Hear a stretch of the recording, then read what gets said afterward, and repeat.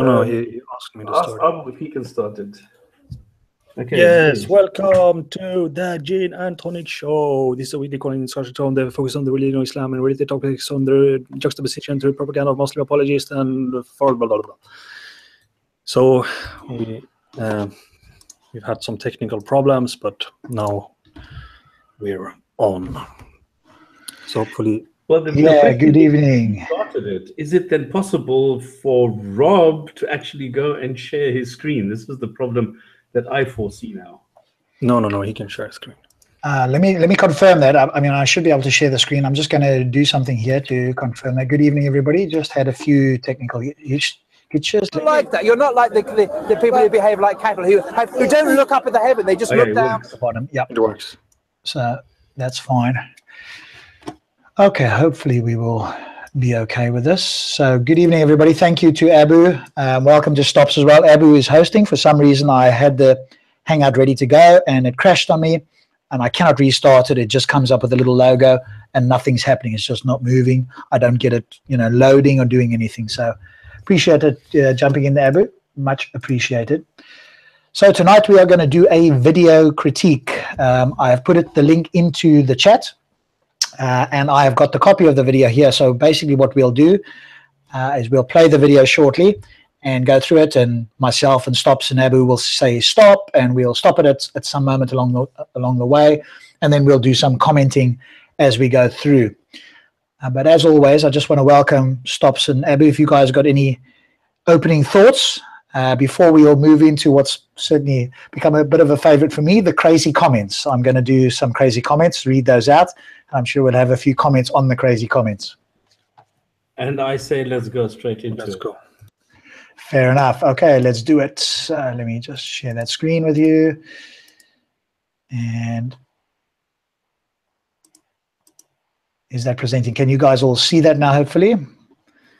Yes. Cool, there we go. Again, from one of my long-time subscribers, Matt Allen, mashallah. Hamid is very knowledgeable. I think he may have imparted some critical advice to the atheist. Allah guides whom he will. Now, for those who don't know, Hamid is the sort of more forceful guy that's, threatened Sarah, and I've had that conversation with him, etc. So I guess if that's the bar for knowledgeable, then the bar is set really low, I would suggest. I don't know what you guys think. Well, he said, I'm going to bash your face in. So that's a lot of knowledge. Yes, and obviously he's apologized because he got angry and stuff. But I think, as I've pointed out before, the psychological education of a number of people is extremely low. The willingness to get to violence quite quickly is actually not a the sign. reason why this whole thing started, I was hoping that Saracen was going to do his video why Aisha was, 48 when Muhammad married her or something. But this hasn't somehow materialized. Okay, I haven't heard of that one. Cool, moving on to the next one. This is just for me. Atheists would rather live in a society where people throw acid on each other's face and rob people for their phone from a scooter than in a place where it is safe for everybody. Go to Saudi Arabia for a month and enjoy the safety, and then come back. Only then will you have an informed opinion on what a peaceful society looks like. Until then, please refrain from making emotional comments. This is a serious comment. I promise you, I'm just taking these as they come. I'll let that detonate in everybody's name of the guy, we nuts. See, it is worth some amusement value as well. Feel free to share your thoughts, Abu. I don't know, but acid attacks, was that common, like back in the days? What kind of an atheist are you if you haven't thrown acid in somebody's face? What's wrong with you? Yeah, that is one of the atheist commandments. You have to throw acid. Every atheist must be throwing acid in somebody's face, otherwise you're not a true atheist. Yes, the implication, of course, the quite crazy implication is that, hey, in quote an atheist world, which is just the non-belief or the rejection of the theist claims, in that sort of a world, then obviously throwing acid in people's faces and robbing everybody is what typically happens according to this commenter. But if you go to Saudi Arabia, then of course none of that happens and it's completely safe. Well, it's probably safe if you're the royal family, but I think if you're a woman outside, then, and you're not wearing, you know, your burqa or whatever, it's not particularly safe. And that's not to say that all these other crimes don't happen. They're probably covered up. They, you know, they can't get crime statistics for Saudi Arabia anyway. But moving on, I think that's, again, one of the more quite crazy claims out there. But this again is from, I'm guessing it's a Muslim. I don't actually know, but there we go. Why suddenly many atheists claim to be agnostic? Because the effect of Sabur and Rob debate. Did I actually have the response to that? No, I didn't. I thought I had. And of course, again, profound misunderstanding, you know, that atheists are suddenly claiming to be agnostic. Again, I don't know how many times I've gone over this, and I'm sure you have and other people have. There's a difference between knowledge and belief. But of course, they all think atheists are running scared because of the Robin Sabur, as if I represent all atheists. So, again, a totally misinformed commenter. Another one from, you've got to give it to Matt Adlin. He's definitely there with, he's right up there. Paichi, I think, is one of our, you know, critical guys. You're mixed up in the head, kid. Saudi and the Arab countries have the lowest crime. The rest of your shit ain't worth dignifying by any response. That's actually not true anyway. Well, I think we know that's not true. But again, one can't get crime statistics on this. And so again, if you report a rape or if you do certain things, as we know, you're liable to be in the dock instead of, you know, the person who committed. Well, I mean, there are certain crimes that I'm not sure, but like, to what cost? Like, if you, yes, we could probably invent this kind of state that is a complete Orwellian 1984 state where you have almost zero crime, or not zero, but very, very low crime, but it would be a hell to live in that society. So to what cost? Well, yeah, I mean, the bigger point is you don't want an Orwellian society. What we want to do is educate people not to commit crimes and to do various things. What we don't want to do is ban them and, like you say, have an Orwellian state. But again, for the lower consciousness, lower psychologically evolved people, that seems to be the answer for them. Just, you know, let's just ban everything. It's also, everything illegal. I think it's not only citizens that can commit crime. I think states can commit crime as well. For example, like throwing homosexuals from minarets and killing them. I think that's a crime. Well, the country puts anyone who is an atheist into prison, into jail, into whatever, because they're terrorists. Yeah, and whipping people for having dissident opinions and so on. I think that the whole thing is also, it's so hypocritical, like you can't believe it. But I think there's a lot of ignorance here. I think people are not actually aware of what is happening. Now, if you live there, you realize that the crimes that are happening and the crimes that are being reported are two very separate things. Like, I always bring up this story where two of our female secretaries were accosted. But it turns out that the guy was the son of a high-ranking official, and the girls were deported. Not the guy went to jail, but the girls were deported. So this is the one way of dealing with crime. You just remove it, and it never goes anywhere. Nobody ever knows about it. And then when you have these high-profile crimes where a woman and a man have sex, which is a crime, then they always try and look for the atheists, well, in this whole crime thing, because a good Muslim will never do that. When how many times have I heard of Muslims raping their housekeepers? It happens on a daily basis, and yet you don't get this in the papers. It's not reported. It's not part of any crime statistic. Cool. Moving on to the next one. When Rob reads works of those who are experts in the field of evolution, it's fine, and he believes what they have to say. On the other hand, when Hamza says he takes it from scholars who are experts to understand the particular verse in the Quran, it's not okay. Double standards. Yeah. So I think it goes without saying that when I accept the works of experts in the field, there is evidence. It's not just that somebody claims to be an expert. And why do I not think particularly highly of, quote, scholars interpreting a particular verse? Because they are Muslims, they have a bias, they'll interpret in whatever way suits their agenda. And if that's to make it more palatable for the West, they'll do that. If it's not, they won't. So why do I need to care what so-called experts say? If I can't read the verse and understand it myself, then the book is not for me and most thinking people. In which case, that's fine. Then call it a book for scholars only. Yeah, and the thing is that if you talk about evolution, it's not that you are reading from the book of evolution. What you are doing is you're quoting facts which are based on data. This is data. This is not just some book which says 1,000 years ago this is what happened. We're talking about facts here and not about just some claims. And I don't know why people especially Muslim apologists tend to put the Quran on the same level as scientific data. This is beyond me. Why they are saying, well, there's truth in the Quran. Well, there's not. There's nothing in the Quran that is verifiable truth. Verifiably true. There you go. And yet they always come to me and they say, well, the Quran accurately depicts what is happening. No, it does not.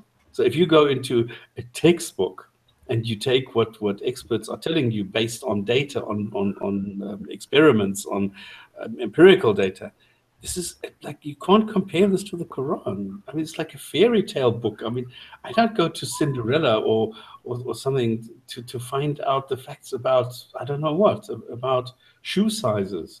That's crazy. Yeah, and of course the Quran makes extraordinary or supernatural claims, whereas evolution or the sciences makes predictions and has data that leads to falsify or confirm natural events in this world to the best of our human ability.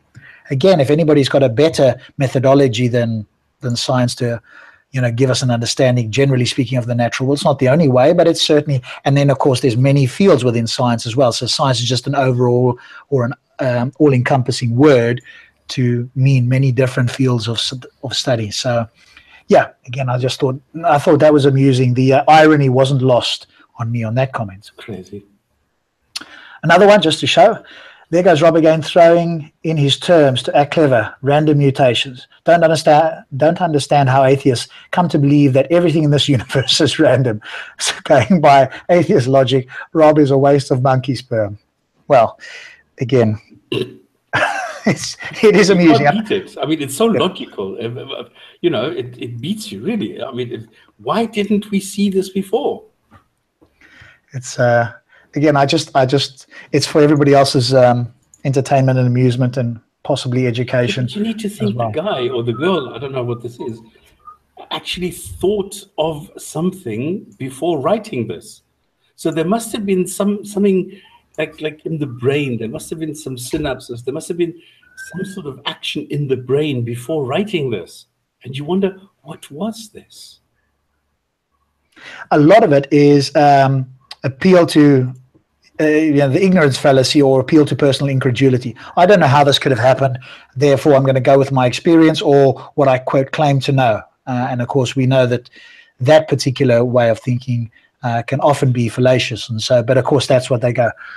What I come to believe that everything in the universe is random. I don't understand how atheists. So in other words, my knowledge on this is vastly inferior, so I don't understand it, therefore something.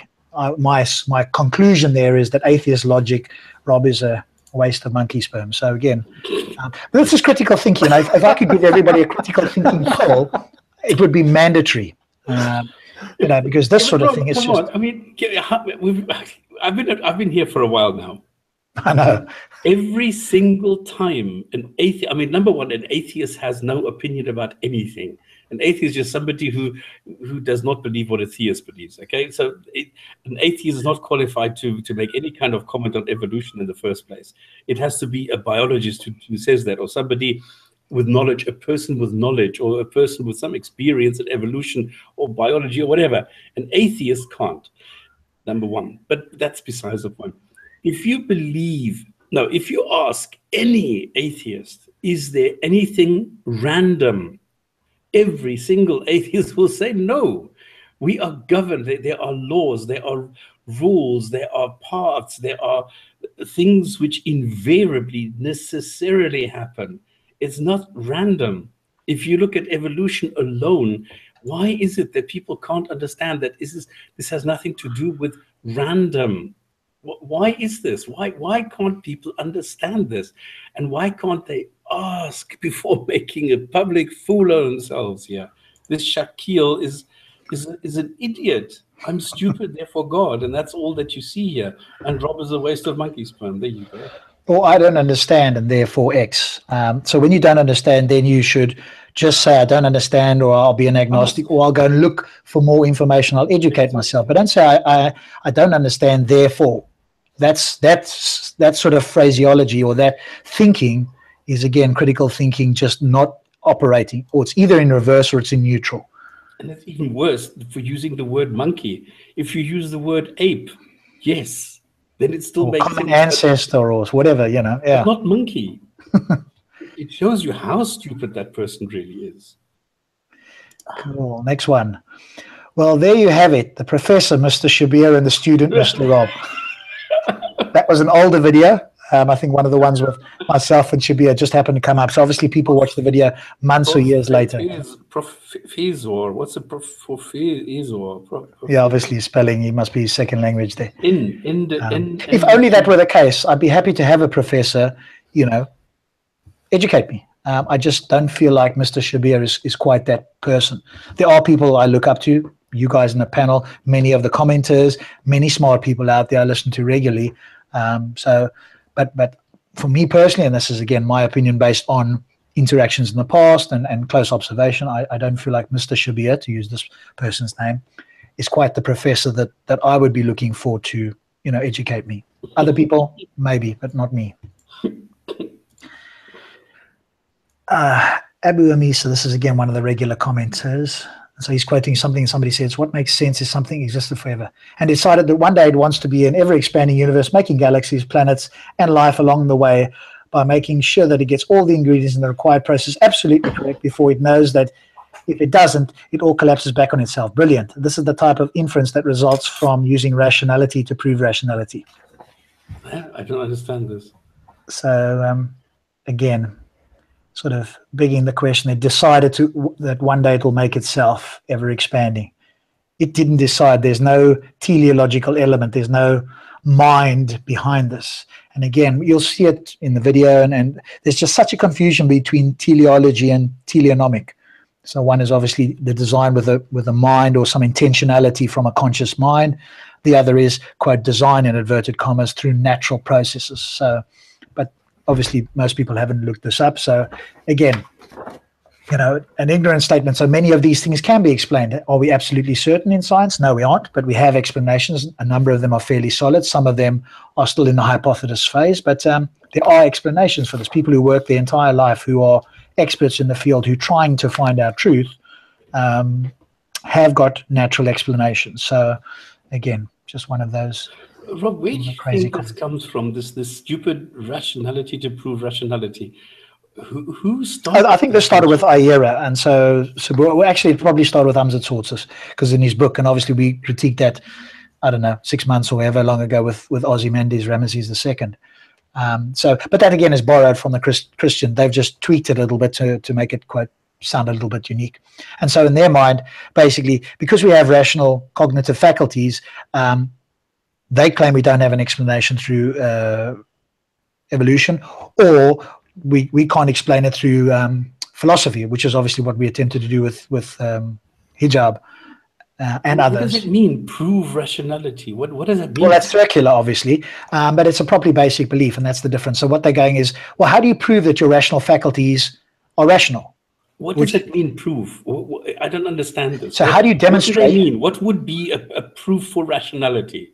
Well, well, what they can say is God is the proof for rationality, which of course is just an assertion. It's not a proof. It's just, hey, I've got an explanation. I don't understand. Rationality is a process. Okay.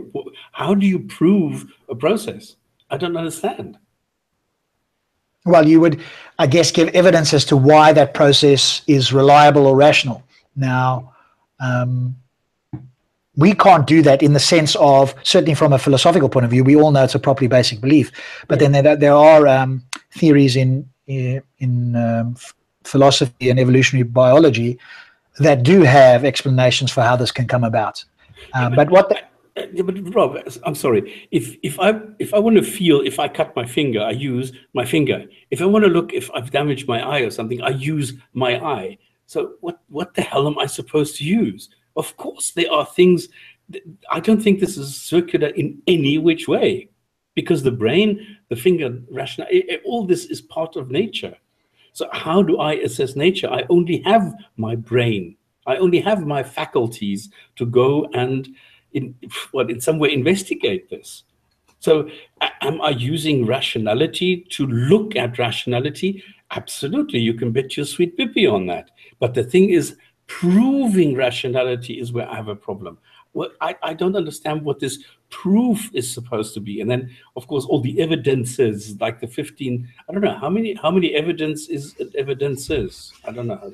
Anyway, so then how does it work that you can prove rationality? This I don't understand. Well, you can't, and it's the wrong word anyway. But how it would otherwise be phrased is, how do you show that your rationality is in fact operational as it should be? Let's call it. And what they will do is obviously just assert that God's rational. He gave you rationality, and then go, ha, you guys haven't got an explanation. But how can but you of course we prove have rationality by using a God? Well, that's why I say this particular commenter's word is incorrect. Most theists who try this, be it a sabur or a hijab or whoever, won't prove your rationality. They'll use a different word, because obviously, how do they prove it? They're in the same spot. They're just making an assertion. But if you dress it up, then credulous people will go, wow, that sounds like proof, when they don't even, like you say, they don't even know what the word proof means. Somebody's just rattled off some kind of what they claim is an explanation. All right, so we can get hung up on this. I think it's too far, but yeah. Missing something. There is really a problem here. Okay, because I hear this a lot, and I think, am I missing something here? I think the main thing, just from our point of view, is to say, hey, you can't get below rationality. Here's the thing: you've got to use rationality to investigate rationality. Exactly. Exactly, and that is in a sense circular. But what philosophers have understood is that certain beliefs, like a certain foundational beliefs like this, are properly based. In other words, you can't get below them, you can't prove them, and so philosophers are quite happy to go, okay, that's a properly basic. But the word I liked that I heard more was self-attesting. In other words, the moment you use your rationality, you have to use your rationality even to prove it wrong. Yeah. So as soon as you invoke something, it's impossible not to use it, in which case it becomes self-attesting. But what they want to do, of course, is shoehorn God in there. Go, you guys don't have an answer, but God gave it to us. Well, demonstrate that's true, because there could be a God, but he could have not given you rationality. So how do you A, demonstrate a God? B, how do you demonstrate that God, in fact, did give you rationality? Good luck with that. Nobody's ever done it. Okay, moving on. So this was the guy that spoke to Anza in the video, not hijab, but the previous video out of my channel. And so he was asking sort of leading questions. And basically I said to him, here, go look at teleonomic, because he was like, how does this all come about, blah, blah, blah. And then he claimed to already know this, and this isn't the answer to question. You don't know, the only answer is Allah. So again, just one of those. It's that easy. How many cars can you fit in the garage? Ask Allah. Well, he claims to know about teleonomic design, or teleonomy, and but then of course he demonstrates in the video he's no clue, and then says he knows it, and then says the answer is Allah. Well, anybody can say that. I think it's the yellow quantum whisperer. Right, there we go. I can also make stuff up. Cool. Another one of the more regular commenters. Atheism is an ideology of ignorance and self-delusion. I don't know, but I'm still right. I think there's a serious lack of any idea of what atheism actually is. If you ask around, they probably have to go look in the dictionary. They don't actually know what atheism is. No. The fact that this guy comments on my videos constantly. I mean, he's yes, a total fool. Yeah. Yes, yes. I mean, but again, I just sort of brought this one up just because it demonstrates, again, the irony is not lost there, the self-delusion. I read over them. No, I actually need to collect some of these. You do need to. Please send me, and if you guys have got any in the chat, please do send these over. We can spend a good hour on this because it's amusing in some sense. It's also kind of sad in another sense, and it's maybe educational of, some of the commenters. They're not all like this, obviously, but I do pick out the ones where, these sort of comments come up. What is the opposite of self-delusion? Good question. What's the opposite of self-delusion? What? It's so stupid to say self. I mean, delusion is always self. You can't delude someone else. Self-certainty, maybe. Yeah, I don't know. All right, moving on. Logic beats speculation. Atheism is simply the non-belief of something you don't quite understand, yet you choose to accept that which you cannot really explain nor account for. Right. I think somebody's got their wires crossed there. If we don't understand it, that's either because you haven't made it clear, or it's not understandable. Either which way, you should therefore be an agnostic and not claim to understand something. Or if you do, please explain it more carefully to us, if you're claiming that we don't quite understand it. Yeah, but why doesn't their God do this? But yeah, of course. So they've got to make up stuff and make inferences to explain the gaps where God could have very easily given us these explanations. Well, God created me, isn't it? That's the claim. And he created maybe not you, though. Maybe not you. Maybe not me. I'm created by aliens. No, they would have to say it was you as well. Yeah. Moving on. This guy's and Rob tried to tackle Brother Hijab and failed miserably. This man shouldn't even have a conversation about science and math because it's very obvious he's uneducated. Now, I'm assuming he's speaking to you. I think he's speaking about Answer, which, again, the irony is not lost on me there. I think this was from the Answer and Hijab video, and I just sort of every now and again had a comment behind the camera there. It wasn't much, though. So, again, this is where the self-delusion comes in. Because they are just literally hypnotized by some of the speakers in Speaker's Corner. They don't understand what's going on. It sounds kind of pretty good, and so they just go, oh, well, he's a Muslim. He must be right, and so I'll just go along. It's like literally being hypnotized and thinking whatever's been told to you is true. This is my thing. Critical thinking and education is what we need here. And obviously these comments are wonderful examples of people not using that or having that. But you know how many people are still telling me that Brother Hijab, when he said, if a liar says I am telling the truth, then this is a paradox? They still, to this day, do not understand that what this atheist was saying was actually true when he said no is the answer. They, to this day, will swear that Brother Hijab, actually was right, and this is a paradox. And they will not understand the mistake. They will simply not acknowledge it. Yes, well, it's easy to look up. You just go and type in liar paradox. The very first thing comes up, and Google explains the liar paradox and the correct way of phrasing it so that you can show that it's a paradox. But he got it wrong. He should have paid the guy and said, hey, do you know what? Sorry, I got that wrong. But of course, he doubled down. There are still Muslims who will say, no, he was right. You never should have paid it. The atheist didn't understand it. Yeah. Yeah. Well, obviously it takes 5 minutes to look this up. It's not like, but this is the thing, and I believe, and I've been thinking about it for a while now.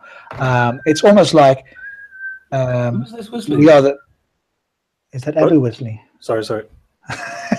Feel free to jump in, Abu. You don't have to whistle. If your whistling is to get our attention, you have it. So you're welcome. No. Sorry. Okay. Bad habit.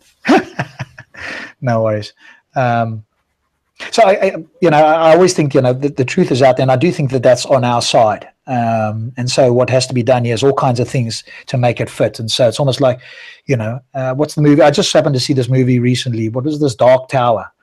And I think it's kind of like, I don't know if you've ever seen it yet. If not, it's Matthew McConaughey's this sort of evil wizard, and then you've got the black guy, pretty smart black guy. I can't remember his name now.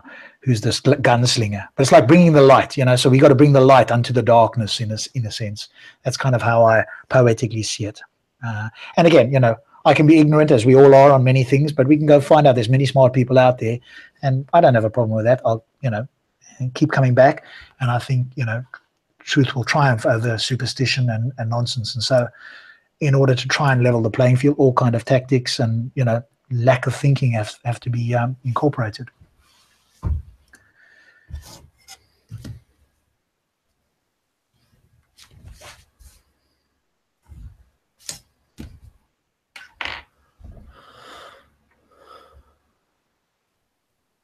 Hello. Was that it? What happened? Has it disappeared? I thought he was going to lift the curtain on the next one. Rob is dead. He No. had problems Sorry. in the past with his I seek flaky Rob. intellect. I seek Rob. Okay. I'm sitting, I'm following a less cheerful subject. There have been stabbings in Finland. Yeah, I've read about this. And I never, you know, by now I think, well, who runs around and stabs people? For what reason? Are these just maniacs? Are these just idiots? Or is this Muslims? No, I think the evidence points that it's Muslims this time. But I think it's in general, like, when you kind of make people into enemies, look at them and they see kuffar as evil threats, yeah. shaitans that they have to kill. Yeah. It's sad. Yeah, because it's so weak. I always say that Islam is actually quite weak. If you wouldn't have the apostasy laws, if you wouldn't have all that stuff, Islam would have been dead by now a long time ago, 1,000 years ago. Browser crashed. Okay. Is he using Safari? But he said he had so many windows open because of the video he's going to show later, that he was not sure that it's going to work. And I counted, I've got like 60 or 70 tabs open, which also makes it difficult for poor Firefox. Because I'm doing some research on something which I've been doing for months, and then every time I do something, I just leave the tab open, hoping that I will reconnect it at some stage, and then, you know, I get sidetracked and I do something else. I also have too many tabs open. Someone should make a kind of, you should make an app or a program or something that make things like that easier. Well, actually there is. This is what I use in Firefox, and it's called, what's it called? It's hang on, is it an add-in? Let me Phoebe. So Phoebe is what keeps all your tabs. So even if you lose everything, it's, you know, at the end of a session it saves everything for you, and then you can just restore it again as you want it. So you can close whatever you want. Repost the link here, okay. Then there's another one, which is, there was a tool which allows you to save all your tabs in a download folder so that you can close them. And then when you need them again, you just click on that folder, open all of them, and they're all back. Yeah, but I'm thinking like, is there, because when I made this about Mecca, I had many tabs open. I'm thinking exactly. You can make it like in a more orderly way, so you find them easier and things like that. Yes, there is a way to do that. You sort them, put them into a folder, and then you can call them up when you need them. What I tend to do now, I use Vivaldi, Maxton, and Firefox. Then I keep a specific topic in a specific browser, which seems to, you know, somehow stop the crashes of a particular browser, because you've sort of balanced it between 3 different browsers. Yeah, exactly. I also do that. Okay, enough about browsers. Maybe we should talk about Islam. Let's talk You know, about Islam more. Let's talk about Islam. I cannot seem to reconnect, he says. Which is a pity because he was the one with the video. Yeah, but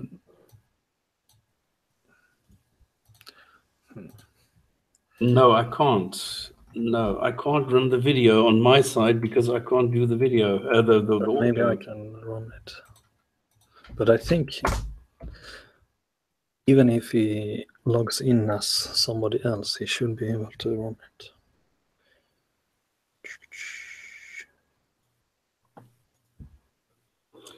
Because I used to use this open broadcaster, which Ike set up for me, and that used to work quite well. But now with the new computer, I haven't set it up because I'm not, hosting anything. Open broadcaster. Wow, how was that linked to Google Hangout? It allows you to stream video into a Hangout, including audio. But was that some kind of Google plugin? Was it? No. This is a totally separate tool, which you use to input something, and it will output this wherever you want it. It's a streaming tool, but it's very limited. Do you know Manycam? Yeah, I think. Anyways, it's a bit like Manycam, but a lot less sophisticated. So it's a lot easier. So not like people for me. Going to restart my computer. Okay. Okay, but we talk about something. I don't know. This is very.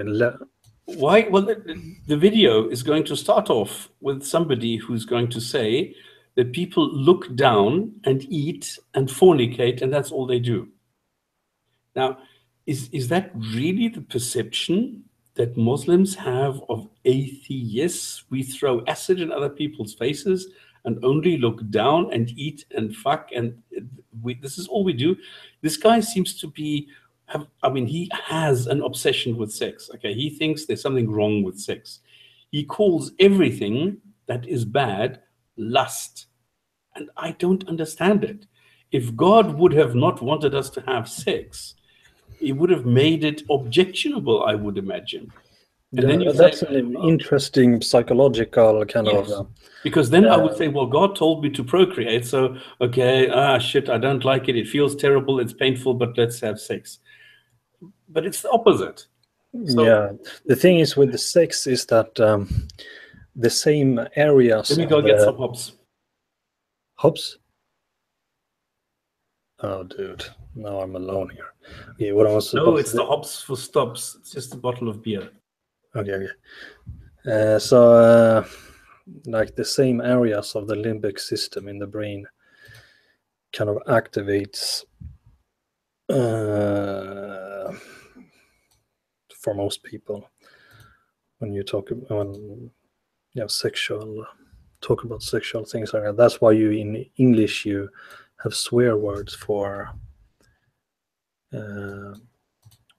sexual swear words. In Scandinavia, of course. we don't look have what a prick, look what a dick, look what a cunt, all these things, absolutely. Yeah. But the funny thing here in Scandinavia, we don't have that originally. We have swear words about the devil. So he says, "Oh, the devil." You know what the Polish say? Oh, chicken. Chicken. Yeah, What is chicken? it's I don't know why they use chicken. And I mean, in Iran, for example, if in Farsi, if you want to swear, you say things like "pedar suchte," which means your father has a burnt head or something, or no hair. So it's quite funny.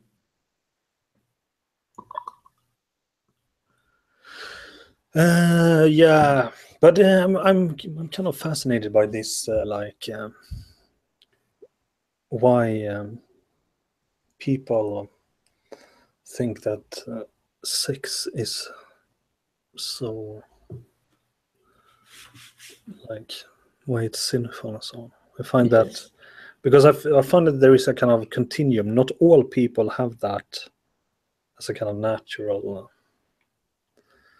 It's a certain neurochemistry, I think, that give rise to seeing sex as sinful. And come on, it is the most natural thing in the world. It's been around for I don't know how many. I mean, it's very weird because it's very weird because it's like, if you think it from a kind of evolutionary point of view, it's like the most important aspect of life. Like, evolution makes us into surviving machines for our genes, and you can only be a surviving machine if you have sex. Yeah. So it's a very weird phenomenon, I think. But have you noticed that Muslims, if they ask you, well, where did you come from? And you say, my parents had sex, this is very uncomfortable for them. You know, you get these nervous giggles when you say these things, because for them, it is unheard of that your parents have had sex. Well, that's the way it happens, isn't it? And I always find this hilarious when I hear, like, Matt Dillahunty in his show, and you have all these, the Muslims then, like, really nervous. Well, in Scandinavia now, we're starting to get a lot of children that are born with, like, insemination. Like, you inject sperm. So they're children without sex. Can almost call it a kind of, maybe there are real virgin births popping up. Who's this? Hey, can you guys hear me again? Am I back? Yes, sir. Rockstar Hub. Rockstar Hub. We've started discussing the video because because I was interested in this concept that is going to start in the beginning. Why is it that so many people have such a low opinion of sex? I don't understand that. This whole thing of calling it fornication, and that you're not allowed to have sex as a Muslim until you get married. You're not allowed to touch the topic of sex until you do X, Y, and Z. And this is very weird for me because I find it very natural, very normal. And come on, what's wrong with an orgasm? It's healthy, it's everything. And yet, for a Muslim, this is a real challenge. Cool. If you guys are ready, we will start this. I wanted to do something else as well. We'll see if we can do it after this, because that, you know, in case any problems happen with this. So, because there was an issue with Paul and content over everything, and he was happy for me to share that, but I'm just concerned that the video, it'll take us another 10 minutes if I don't get this started. So let me go through this. Let's see how far we get with this, and then please do remind me at the end, and I've got some screenshots and stuff I can share on that as well, which will be quite revealing and educational for people. So if you're ready, let's get started with this video. Just shout, either of you, once you want to add, if you want to say something. I'll stop it if I want to say something, but if you guys do, just shout loudly so I can hear you. And we'll get straight into it now. So here we go. Is not aware of God. If that is you, then let those words convict your heart. I don't believe in any God. Let them convict your heart. Sorry. Let me just set my... Am I now presenting? Yeah, you're there, and it was there. I didn't understand what he said. Something about his heart. Okay, we'll start from the beginning again. I do, but don't criticize God for saying that. I do have a sense of morals and higher purpose. Wonderful, wonderful. But then you're not like that. You're not like the people who behave like cattle, who don't look up at the heaven. They just look down all the time and eating and fornicating. That's all they do. Yeah, it's very profound. I never really look at people like that. I always see people who kind of like have a higher standard, a level. We're talking about God here speaking. God is speaking to mankind, saying, do not be those who are not aware of God and a higher purpose, who simply who make their lusts their God. And this is very insightful about the condition of humanity, I think. There's so many people now who make their own desires, their ambitions, their greed, their lusts. They submit to those. They don't submit to the living God. Most people might do that for like... Okay, so why on earth are we supposed to submit to the living God that none of us believe in? And when he talks about submitting to your desires, yes, doesn't all humans submit to their desires to some level or other? I mean, it's like a false dichotomy. Either you submit to all your desires, or you're supposed to submit to this one true living God, which has never been demonstrated to be true. I mean, please, there's at least a middle ground here, if nothing else. So I don't know what he's talking about there. And for God's sake, stop having sex so that we can die out. Most non-believers are like that. But by definition, non-believers do that. I'm a non-believer and I don't do that. Okay, fine. Yeah, so you're talking to a non-believer here. Just I don't make my This is a general statement to mankind. Don't. I mean, I'm repeating myself. This is spiritual truth. So. Sorry, you want to say something? Yeah, because he said, okay, atheists do X, Y, and Z. And the guy says, well, I don't. And all he says is, fine. He doesn't apologize. He doesn't say, oh, okay, can I learn something from this? Is it true that atheists don't do that? No, all he does is he says, oh, fine. Okay, so that you don't do all these things. You're not a bad person. And this is what I would do in I don't know if he's a Christian or atheist or whatever, or he's ex-Christian, I think he says, so you should be atheist or something. To just ask, well, give me something that I, as an atheist, cannot do that is beneficial for everybody that you, as a theist, can do. And there's nothing there. I mean, it's the old Sam Harris thing. And they can't find anything, and yet they will still propagate this. Atheists have the moral low ground without being able to do that. And then if you tell them, no, I don't, they say, fine. Yes, you're absolutely right. Of course, he generalized there. I'm very careful. I think so are you and most people, that we would say some Muslims do X, some Muslims believe Y, whatever the case is, because they don't, well, obviously all Muslims believe in Muhammad, for example, but when we're talking about specifics like morality or whatever, I will virtually almost always say some Muslims believe X or Y. So generality, as you've quite rightly pointed out there, I think that guy's name is Nick, the black atheist. He said, no, well, that's not me. And, had I been there, I would have said, Paul, why don't you ask me? Don't make generalizations, because I could say all Muslims want non-Muslims, subjugated. No, he would say, that's not the truth. Well, keep a consistency, keep consistent across your views there. Don't make general statements. But you're right. The way to phrase it was Christopher Hitchens who came up with this, which is basically this. Please name for me a moral action performed or a moral statement made that only you as a believer could do, whereas I as an atheist could not. It obviously needs to be something that I would agree is moral. So if you can do something moral that I would agree is also moral, that I am prevented from doing because I do not believe in God, please present that, and then you may have a point in which you can say, our morality in some way is superior. But that challenge has never been met as far as I'm aware. So I leave it to theists to present something that we would all agree is moral, that only they could say is moral, and I would not be able to say it, or we as non-believers would not be able to say it because we do not believe in a God. Good luck. There's two comments here. One thing is you need to be careful with the phraseology, because a lot of people will turn around and say, well, prayer, there you go. You can't pray it, we can, and therefore it's good. Correct. So I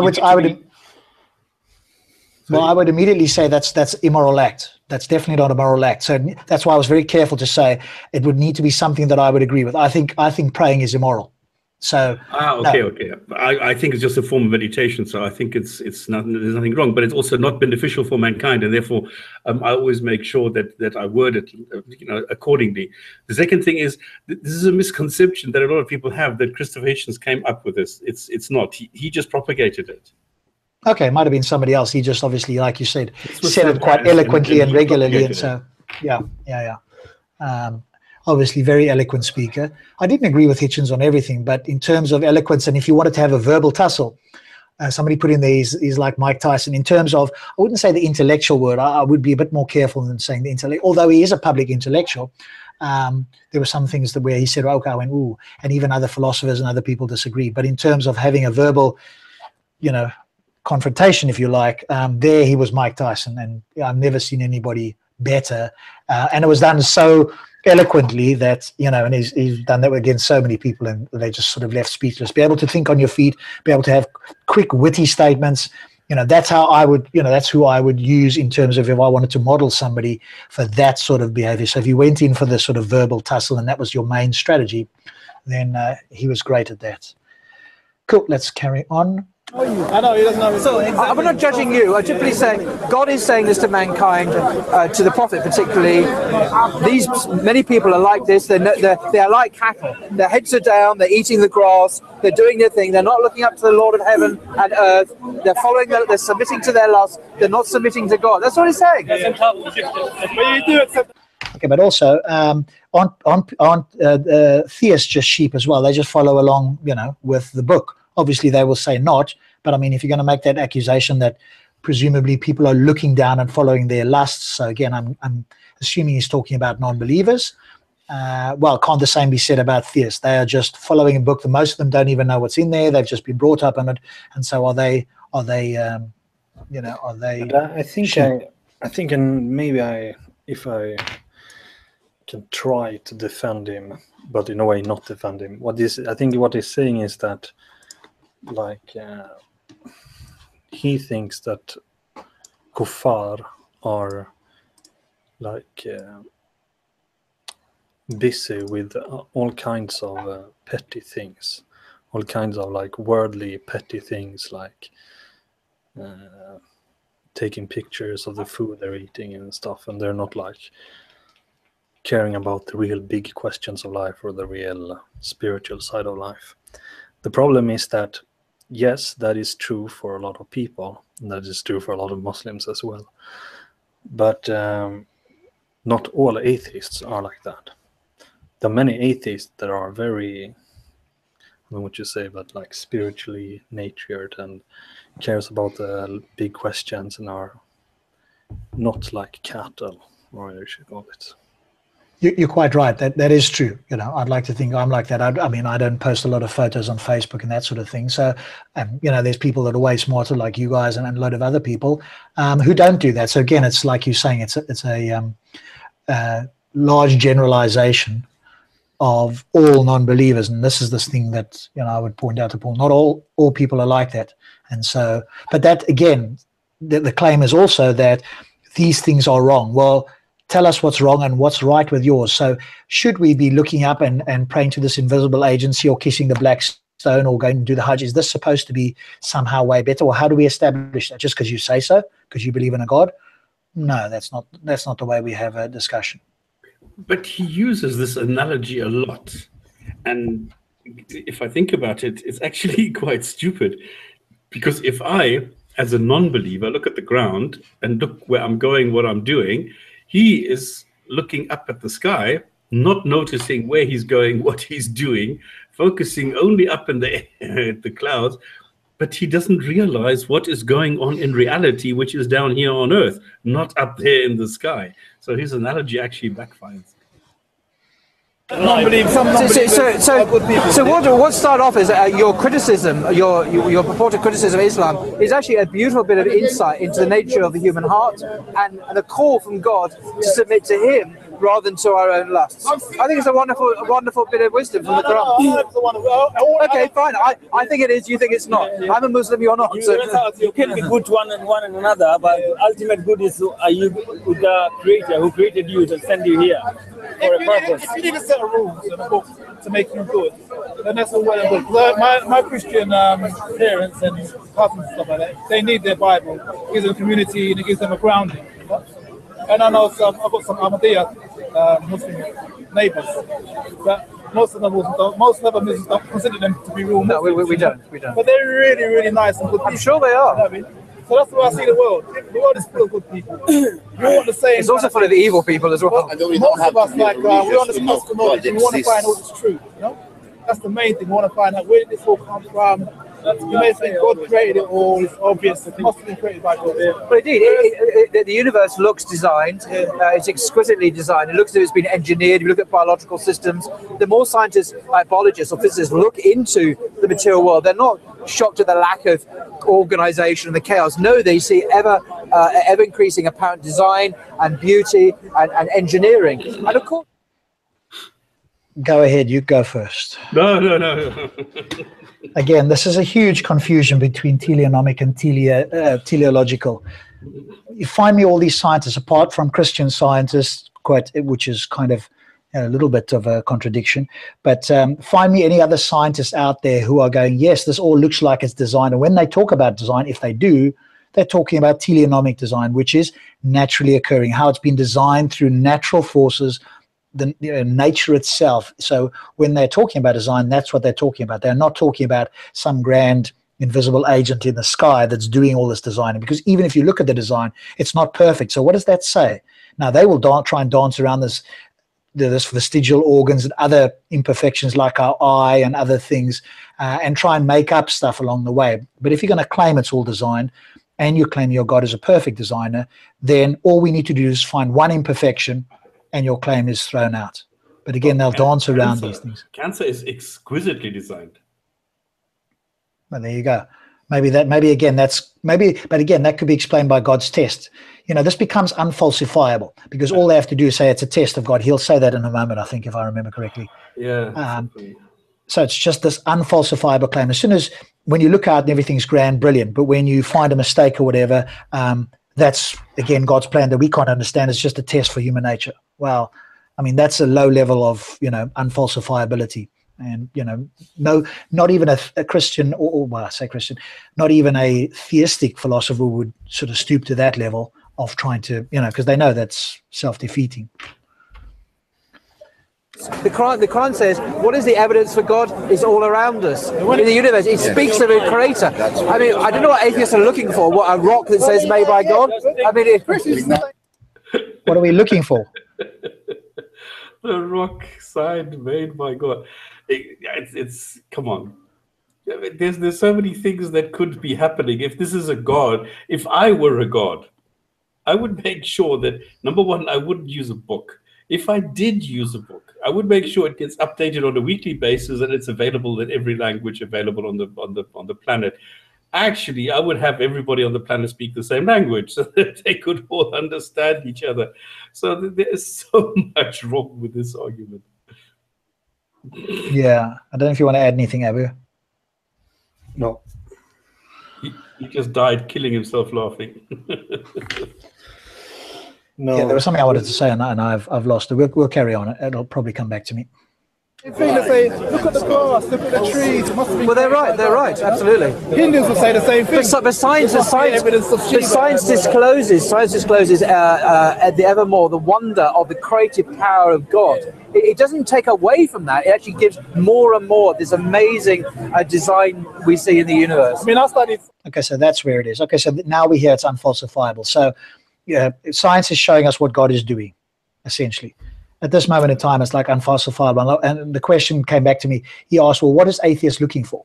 Well, we're looking for some kind of evidence of God. And if God has interacted in the natural world, we should, in principle, be able to establish this. I've talked about it with Noah's flood. It could be with any other of these so-called claims, like the splitting of the moon. I think that was something that was talked about recently, last week or whenever it was. If, in fact, the moon had been split, we should be able to find evidence of a crack on the moon. Unless, of course, God was so amazing that he put the moon right back together again in a way that you could not tell that was taken apart. In which case, again, what's the difference between a miracle that nobody has seen happen and something that never actually happened? If there's no evidence for it, then how are you going to claim that it's a miracle? Just because the book says so?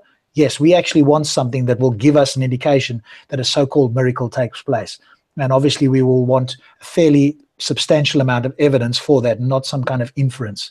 So at this point, this particular part of the argument is just, I would have said to Paul here, you're just unfalsifiable. Everything that comes up in science, you're going to claim as the wonder of God, except when something not so good happens, like you said, cancer or an earthquake or a tsunami that kills 200,000. Well, that's just a test. So unfalsifiable. Science, yeah? And I love studying astronomy, cosmology and stuff like that, biology. I mean, I believe in evolution, yeah? I believe that we evolved over millions of years. The universe started about 13.8 billion years, but that's what we found. We don't know what was before then. And people are still trying to find out evidence on multiverses and string theory and stuff like that. It's all fascinating stuff. But, 3,000 years ago, someone wrote a book called the Torah and said, this is what happened, 1,400 years ago, Muhammad had a revelation and they wrote the book and said, this is what happened. I can't really accept that. Why? It doesn't make me a bad person. So what's the problem? Why can't you accept it? What's the issue? Because I could have been born as a Jew and I would have believed in Judaism all my life. Yeah. You see, I've already explained this. Yes, Moses was sent just for the Jews, and so was Jesus. He says, and he said for the... Sorry, you want to say something? No. Stop. Oh, you didn't want to say something? No, because I mean, to be what fair, he does is he just goes into his fairy tale, and that's it. What's the point? to be fair here, I think Nick did commit the naturalistic fallacy. If I was born a Jew, then I'd believe that. Well, yes, that's true. You could have been born whatever you be born, but that isn't an argument necessarily against Paul's belief. So Nick bringing up the genetic fallacy of where you were born, I think that's the correct fallacy if I'm not mistaken, isn't an argument against Islam. It's just, other people would have been born there, but we need to establish which worldview is right, if any of them are right. They could all be wrong, we don't know, but just saying that you could have been born and there's many different religions out there isn't of itself a critique against that. Yes, you could use it probability wise, but everything else could be wrong and Paul's view could be right. So I wouldn't say, I don't know, you can tell me whether you agree or not, but I wouldn't go with quoting other religions as a knockdown against Paul's position. No, but the content is wrong. What he's saying is, look, if you look at the Torah 3,500 years ago, it said this is how it happened. And then 1,400 years ago, whatever, Muhammad had this revelation. But the content is similar, but it's still wrong. Okay, but that's what we need to establish, because obviously the Muslims claim that they came and corrected all the things that were, quote, wrong in the Torah and the Bible. So for them, it's quite coherent. In their world, so we would have to go, okay, so it's wrong and here's why. But again, obviously from your point of view, you wouldn't want to do that. You would say to them, why do you think it's right? Yes. Or what is right or what has been corrected, and let's establish whether that's in fact true. Because otherwise you show me something that is correct, verifiably correct, easy. Nobody's ever done that. Yeah. But as I say, in Islam, and many authentic reports about this, that we believe that God has sent many, many messengers, the Qur'an says this, and prophets to the peoples throughout history, most of whom we don't know their names. So say human race started 200,000 years ago, then God would have sent, people to inform them and remind them, actually, of the basic purpose of existence, which is to worship and submit to one God, that we are held accountable for our actions, and one day there will be a day of judgment and there'll be heaven and hell. And doesn't that sound, the purpose of our existence is to worship, and submit to a God? Yes. Now, not a God, to your creator. To your creator. To the creator. Now, if you was a creator, why would you want your creation to worship you? Doesn't that seem really egotistical? Well, it would be if God was a human being like you. Yes, I want everyone to worship me. He's supposed to transcend but God wants us. Worship is an interesting word. In Christianity, it means one thing. It means, oh, praise you.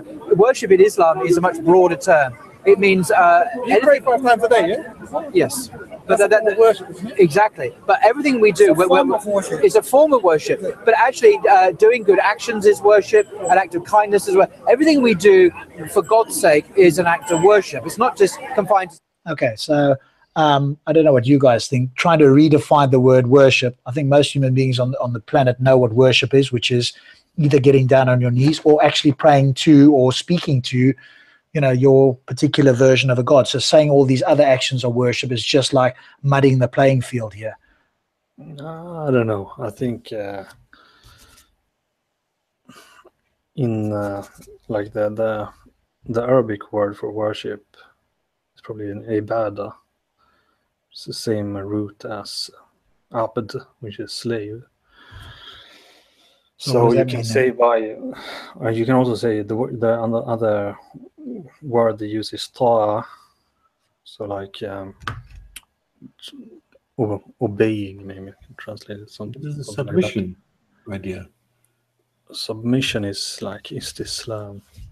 But don't you think if you ask most Muslims or Christians or any theist, what is worship to you? They're not going to say good deeds. Yeah, but I think that's a little bit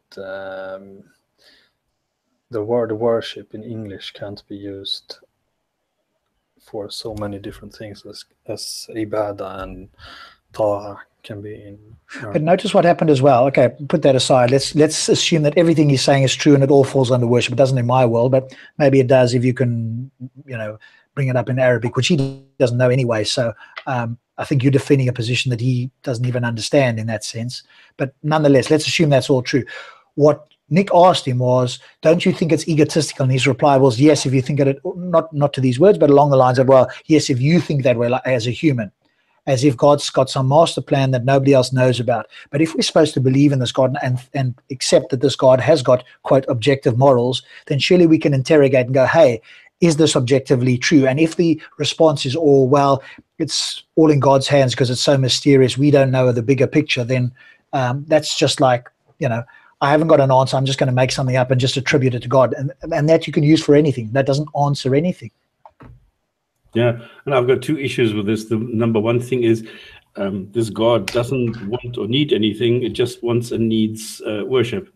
And the second thing is, what happened to prayer and fasting? Like, worship now suddenly becomes good actions, kindness, brushing your teeth, everything is worship. And the real worship, what I understand as being worshipping a God, is this prayer thing, throwing yourself on the ground and banging your head on the floor 5 times a day, and then fasting or skipping lunch over in Ramadan. This is the kind of worship that I consider to be worship, and he is suddenly saying, no, that's secondary. But hang on, what happens to a Muslim who never once prays in their lives? Or is that not a Muslim after all? I don't understand how this works. Yeah, I think it's sort of, you know, whatever comes into your mind. To be fair, obviously you're in Speaker's Corner, and it's whatever comes into your mind. So it's not like you've prepped necessarily. But again, one would hope, and we do our best, I guess. So, you know, I'm not calling Paul out in total and going everything is wrong in that sense. I understand we're all in Speaker's Corner. But if you're going to propagate that particular view, then, you know, it does seem that you'd want to be coherent and you'd want to agree with what virtually all the other humans that are theists or Muslims agree with, taking into account what Abu said as well. Well, take a look at the 5 pillars of Islam. None of them mention kindness or good actions. No, that's true. Saying hallelujah in church, I mean, that's to be, you know, so it's much broader than that.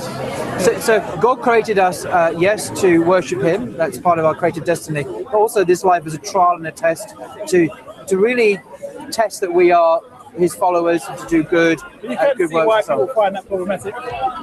I mean, if you're a loving God, why would you put your subjects through a trial and a test? And if they fail the test, what's going to be? They've got punishment for them, right? Or hellfire. Or something. You see, there are many wonderful things that we acquire, like bravery, chastity, kindness, and so on. We acquire these virtues, patience and loving. Many of these are acquired through testing. We don't just lie there on a couch and are spontaneously kind and loving. We're refined as through fire, if you like. So people become courageous and acquire virtue through the tests of life. They become honourable. They become good people through struggle and jihad, if you like, this internal struggle. And these things are worthwhile. I think it is worthwhile. Well, the internal struggle bit. Yeah. Most of the time when jihad is mentioned, in fiqh, it means warfare. But like he says a lot of things. What am I supposed to say? Like, oh, no, I lost it. Okay, well, the big thing is he's claiming that the only way you get all the good quality is through test, and it's almost like you have to have this negativity. And that's just not true. There's plenty of people out there that are good, that haven't had to go through those sort of things, that are, quote, naturally good, if you want to use that term. And so, yes, people can show courage, they can do things in the face of adversity, but that's not necessarily always the case. And you can't just generalize that to every, quote, good trait.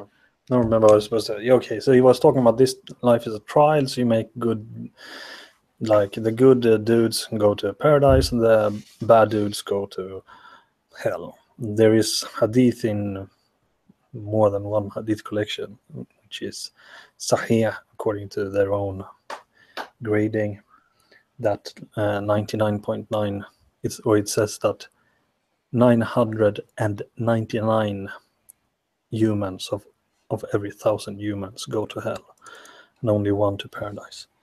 So God creates human beings to test us, but the problem is also that God wrote down everything in Lawh al-Mahfuz before he created everything, and he knows everything that would happen. So it's kind of a weird test. He knows already what's going to happen. Yes, yeah. I mean, of course, that's he completely created our contradictory. deeds and everything. He created our deeds.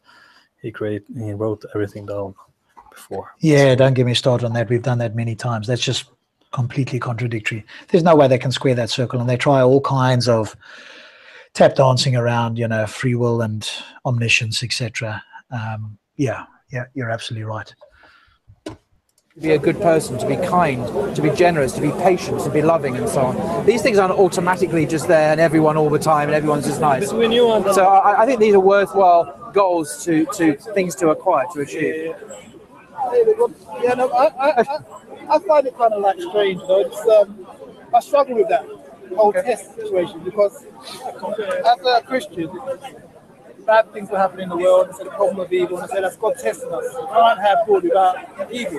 But when you see someone suffering, Mother Teresa was very much into that, the suffering of the people that she was helping. It was a way to God, sort of thing. You go through suffering, and it makes you a better person, you get stronger, and you learn about charity and stuff like that. It's often the way we only learn is through our mistakes, and through suffering is often how we only learn.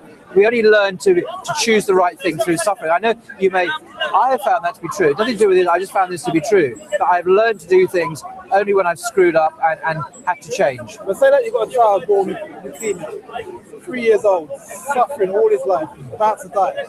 That one the other day on the news, yeah? What's his name, God or something?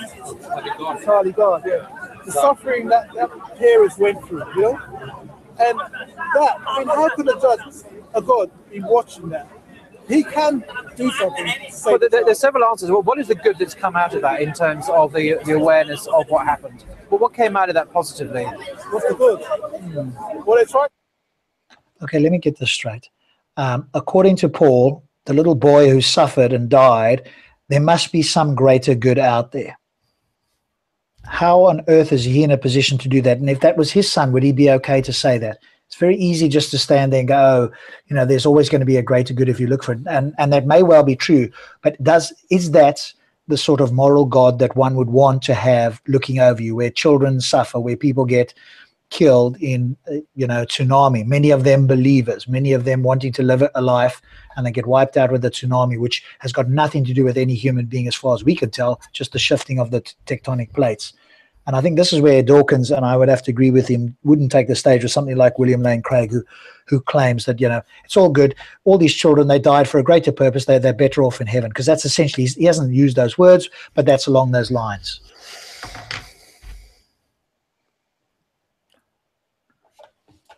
You guys want to add anything, or we carry on? Carry on.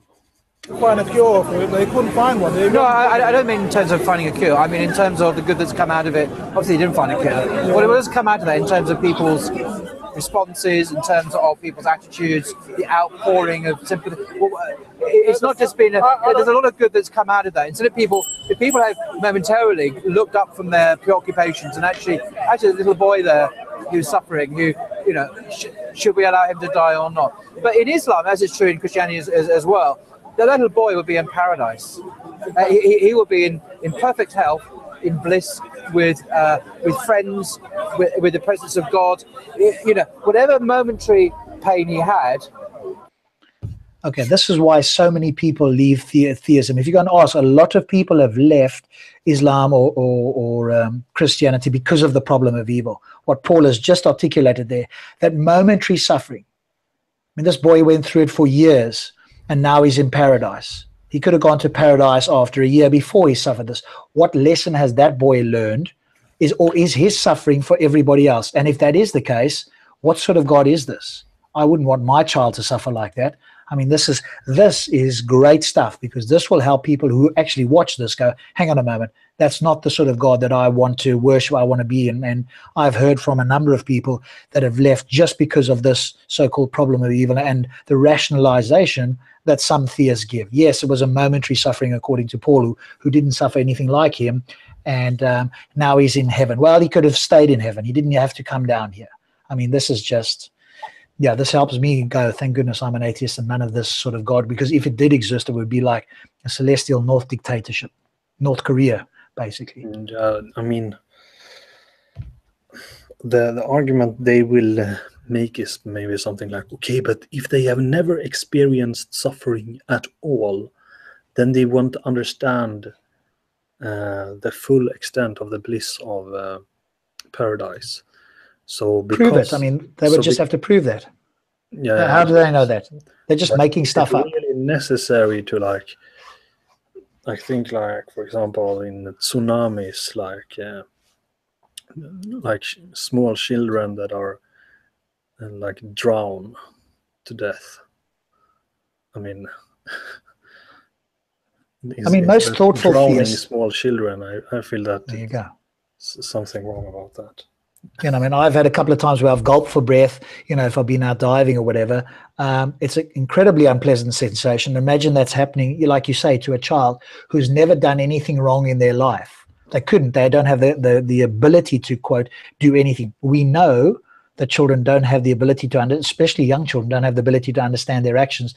They're acting, in a sense, naturally with whatever social upbringing they've had up until that point in life, and they're not responsible for their actions.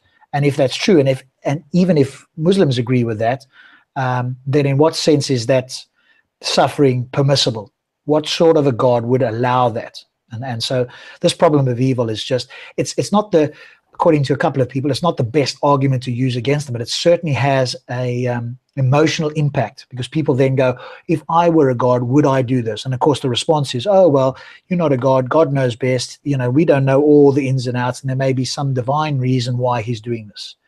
And then we come back to us as human beings going, okay, in order to believe in this God, we do need to believe that he's just, that he's moral, etc., etc. And when you evaluate the so-called actions that are either permitted or allowed, now you have to make that decision. And I think that's where most people, including myself and others, have got a massive problem. If he existed, but I'd be devastated. It'd be like world-shatteringly terrible if, in fact, Allah or Jehovah actually was shown to be existing. I mean, like, holy crap. And I'd actually ask them to give me the power and step aside, a bit like that movie. What was the movie? Bruce Almighty. And let's see what I could do instead of them. You know, I would claim to be more moral than this supposed God. Is more than compensated for now by an eternity of bliss with God. Have you been to the Queen Elizabeth Children's Hospital in Bethnal Green? We've got children here, like hundreds of children suffering, worse pain than that. I think that's exaggerated. I don't think that's true. I think that there's a famous child psychiatrist, Elizabeth, I can't remember her surname now. She died a couple of years ago. And she spent her life working with terminally ill children. She was a Christian. And she came to learn that the vast majority of people who are suffering from terminal illnesses and cancer and so on died very peaceful deaths. And many of them had near-death experiences where she learned to understand that they were being welcomed by angels or by loved ones, like a deceased auntie or deceased grandma. And I think the picture we have of the horrendous death is actually far worse than reality. You don't see a problem with that. The fact that the God that not a problem. Put an end to not just the children suffering, it's the parents' pain and suffering. But have you just listened to anything I've just said? I did, yeah. Because if this life, the Quran says, is very, very brief. It's a fleeting life with a few pleasures, but the life to come, the permanent abode for us, lasts forever. And well, if that's the case, why doesn't every theist commit suicide today and go to this abiding, amazing place? Why are they here? Because if they do, then they go to hell. But that's the problem. You see, there's a way to stop them. Otherwise, they'd all be gone. And you know, even worse than drowning small children is to put someone in torturing someone in hellfire for eternity. That is even worse. So this God is not a nice God. And as I said, he created their action. And why does he torture them in hellfire forever? Because they worshipped other gods beside him. Yeah, among other things. But you can see that this is sort of human created, isn't it? To get out of these gaps. Because if heaven was so brilliant, you know, and there's some theists that I think are nice people, fantastically nice, but if they believe this mythical stuff, just commit suicide. I think if we just had theists on the planet here, that the quality of the life on earth, not to say that all atheists or non-believers are brilliant, for sure, but I think if tomorrow every theist suddenly disappeared off this planet, generally speaking, the whole consciousness of the planet would rise. So why did they do this? But like you say, so there's, because otherwise that would be easy to do, isn't it? And so somebody went, hang on a moment, if they all commit suicide, there'll be none of us left. So we've got to put a stop to that. So what are we going to do? I know what we're going to do. We're going to tell them that they can't actually commit suicide, even though that's the best place to go would be to heaven, and the easiest way to do it is commit suicide. So we've got to stop that, because otherwise we wouldn't have enough theists. Everybody would be doing it if their life was even slightly tested too much, quote unquote. So we've got to put something, I know what we'll do. We'll tell them that God says, no, they can't commit suicide. So they've got to go through pain and suffering their entire life. But then what you could do is you could be like ISIS. And so you go into battle, but you go into battle like just guns blazing, or do something where you're not committing suicide essentially, but you're giving your life up very easily. That might be a loophole into this whole thing. Actually, you're not even allowed to do that. There is hadith that says that if you make, there are like 3 persons or 4, I don't remember exactly the hadith, but I can find it maybe. Like there are 2 like people who, or some number of people that are not real shuhada, they are not real martyrs. And one is someone that go to jihad, riyah, he do it so that other people will say that he is brave. And one dude that do it because he wants to commit suicide. There was some other thing, I don't remember what it was. But the thing is, you're not even allowed to do that. So you have to be sincere. And this is terrible, because he's like Craig. I mean, and this is what I wrote to Rob. I mean, he's a bastard. He's a primitive bully. He's a real cunt, because he is saying that whatever is nice, whatever gives you pleasure, you're supposed to avoid. And then he says, whatever is suffering, it's not so bad, because if you're only doing it for the couple of years that you are on earth, listen and think and go and imagine what the pleasures are going to be for eternity. Now, why is it that for that limited amount of time I'm on earth, I am not allowed to do X, Y, and Z for that short time, or I will be punished forever, but the suffering that I experience, that's okay, because it's only a short time. So this is double standards. The other thing, what I can't understand is why he lies like this. Why can he just say people who die from cancer die a peaceful death? What kind of an asshole will say things like that? This, for me, shows the low level of what Islam does to a human brain, because it makes you go and defend this ideology regardless of what the truth is, regardless of what the suffering is that it causes. These people don't care. They just want you in Islam, and they just want their brownie points to look good in front of the audience. I really showed this atheist. No, you did not, you asshole. I can't understand people like that they go to this extreme where everybody can simply, I mean, it's the 21st century, it's 2017. Everybody can go and look it up. This is crazy what this guy is doing. Yeah, I agree in the sense that when he was talking about that nurse or that Christian woman, it's a bit like Mother Teresa, whose view was that suffering was a good thing. And if you go and watch the Christopher Hitchens video, this woman, wasn't intentionally, but in a sense, she was a bit like a tyrant. So instead of people actually getting the help that they needed, they were denied help. You can go watch the video, and there's nurses that used to work with her, and one of them was on video going, hey, all we had to do was take this person to the hospital, and we could have easily, this was a curable, quick and easy thing. They refused. He had to suffer and die in the thing. And it's the same with this, in a sense, where this woman has somehow got the mental ability to go inside a child's body and go, no, the suffering wasn't that bad. They died in peace. I mean, this is just, wishful thinking, to put it mildly, that you can claim that all these children suffering that this guy was talking about died in peace. What does peace mean? That they weren't in absolute abject pain the moment they died, but they're leading up to the years that they were lying in bed, etc. What is that? A walk in the park?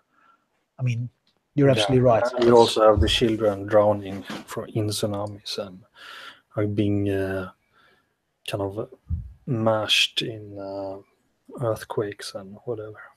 But when pressed, if you keep pressing them, they'll eventually get to a point where they'll say, do you know what? It's all for the glory of God. Who are we? We don't understand God's ways. He's just mysterious. It's just, there must be a bigger purpose out there.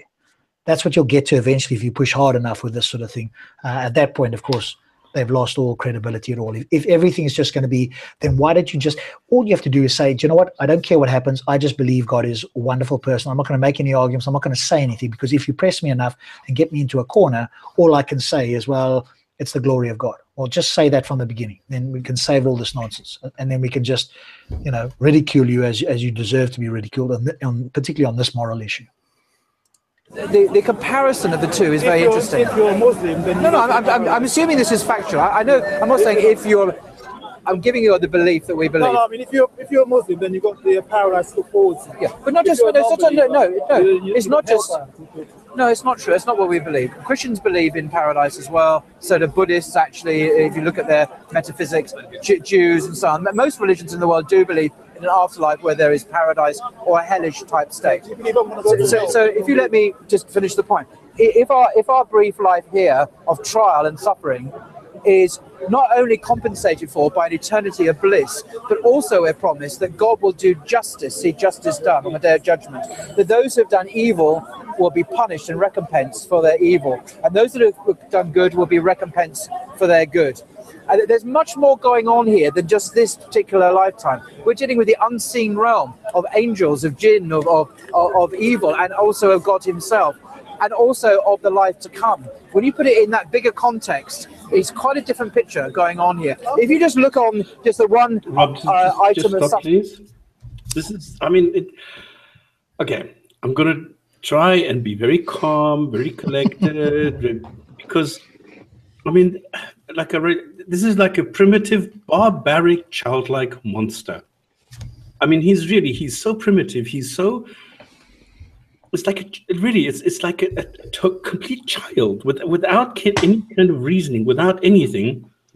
And at the same time, he's a monster. How can you say that whatever is good is going to be recompensed, whatever is bad? What is evil for this God? If you make love, you are evil.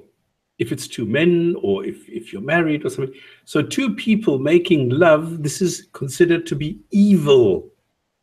But cutting somebody's head off is not. So look at the definition of what is evil in the Quran. And then you say, oh, but this is excellent. This is exactly the kind of world that we want. If you look at Sharia, if you look at the way that it is being implemented, if you look at the way that Islam is being lived on this planet today, who wants Islam? This is where I turn around and I say, can't you read in the Quran? It allows slavery. You're allowed to have sex with your female slave, even if she's married to somebody else. I can't understand this. How can he say, you will be recompensed because this is a fair, just God, and whatever is evil, you're going to be punished for it? And then you look at what is evil and what is good, and you see the total opposite of what I would consider evil and what I would consider God. Good. Also, though most people won't get any, like, kuffar suffers as well, so they suffer in this life, and they are 99.9% of all people. And after that, they're going to go to hell for eternity for not worshipping God. And God created their deeds.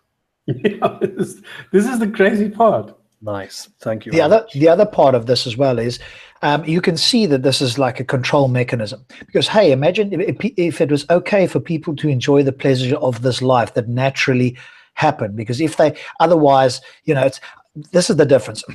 What really we're talking about here is a God that's pretending to be good but is in fact evil.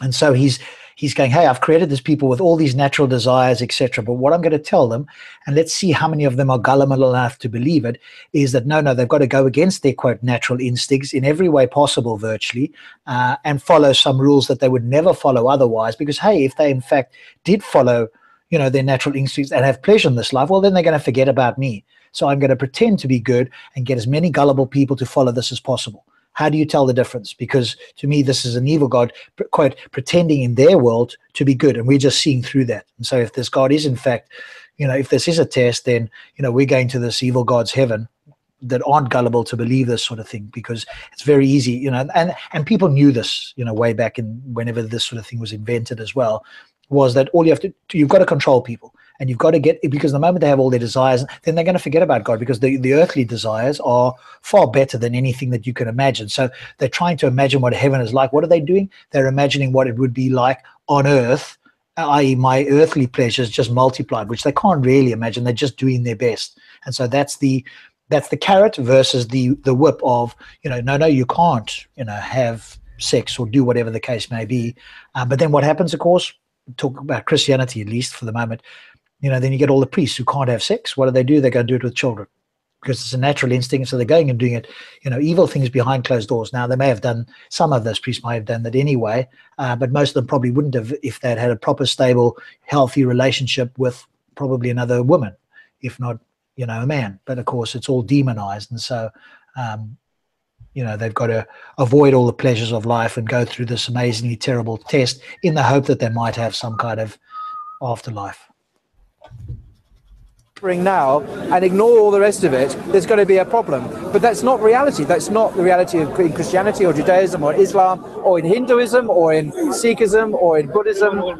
Yeah? I try to live a good life. If I live all my life as a good person, and I treat everyone equally like people treat me, and then I die, I haven't become a Muslim, is there a possibility that I will go to heaven even if I don't believe in it? Is there a possibility that I might go to heaven? But when the Quran talks about people being Muslims, it talks about Abraham being a Muslim, Jesus is a Muslim, Moses is a Muslim. How can they be Muslims? Because they never knew man. Because Muslim, the word Muslim in the Quran means one who submits to his creator.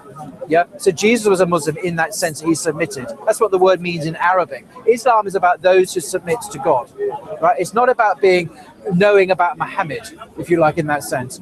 But of course, since the advent of Islam, in the sense of Muhammad and the Quran, then this is God's final dispensation to humanity. Muhammad said he was sent as a mercy for all the worlds. So Jesus was just sent for Jews, so was Moses. Muhammad sent for all the world. He's bringing the good news of God's forgiveness, of eternal paradise with him. There's also... Sorry, you said something there, Stops? No, I just wanted to say I'm back. Oh, sorry. I thought you wanted me to maybe go back in the video there. No, I'm not going to go on around. This is for me. This is just waffle. Okay, this is just trying to answer a question by drowning you in words which are totally nonsensical. Cool. All right. Let's carry on from there then. Bad news that if we reject God's mercy and we rebel against Him until the day we die, then there's a good chance we may go to hell, because hell is real. Paradise is real. Muhammad is. And how do we know that? Because you say so? Because it's in a book? Because somebody's been there and come back and experienced it? I mean, you can claim any old thing if you want to. Just why does any of us have to believe it? I mean, I'm so sure that hell doesn't exist. There may be a heaven if there was, you know, a real merciful God, because there wouldn't be a hell to go to.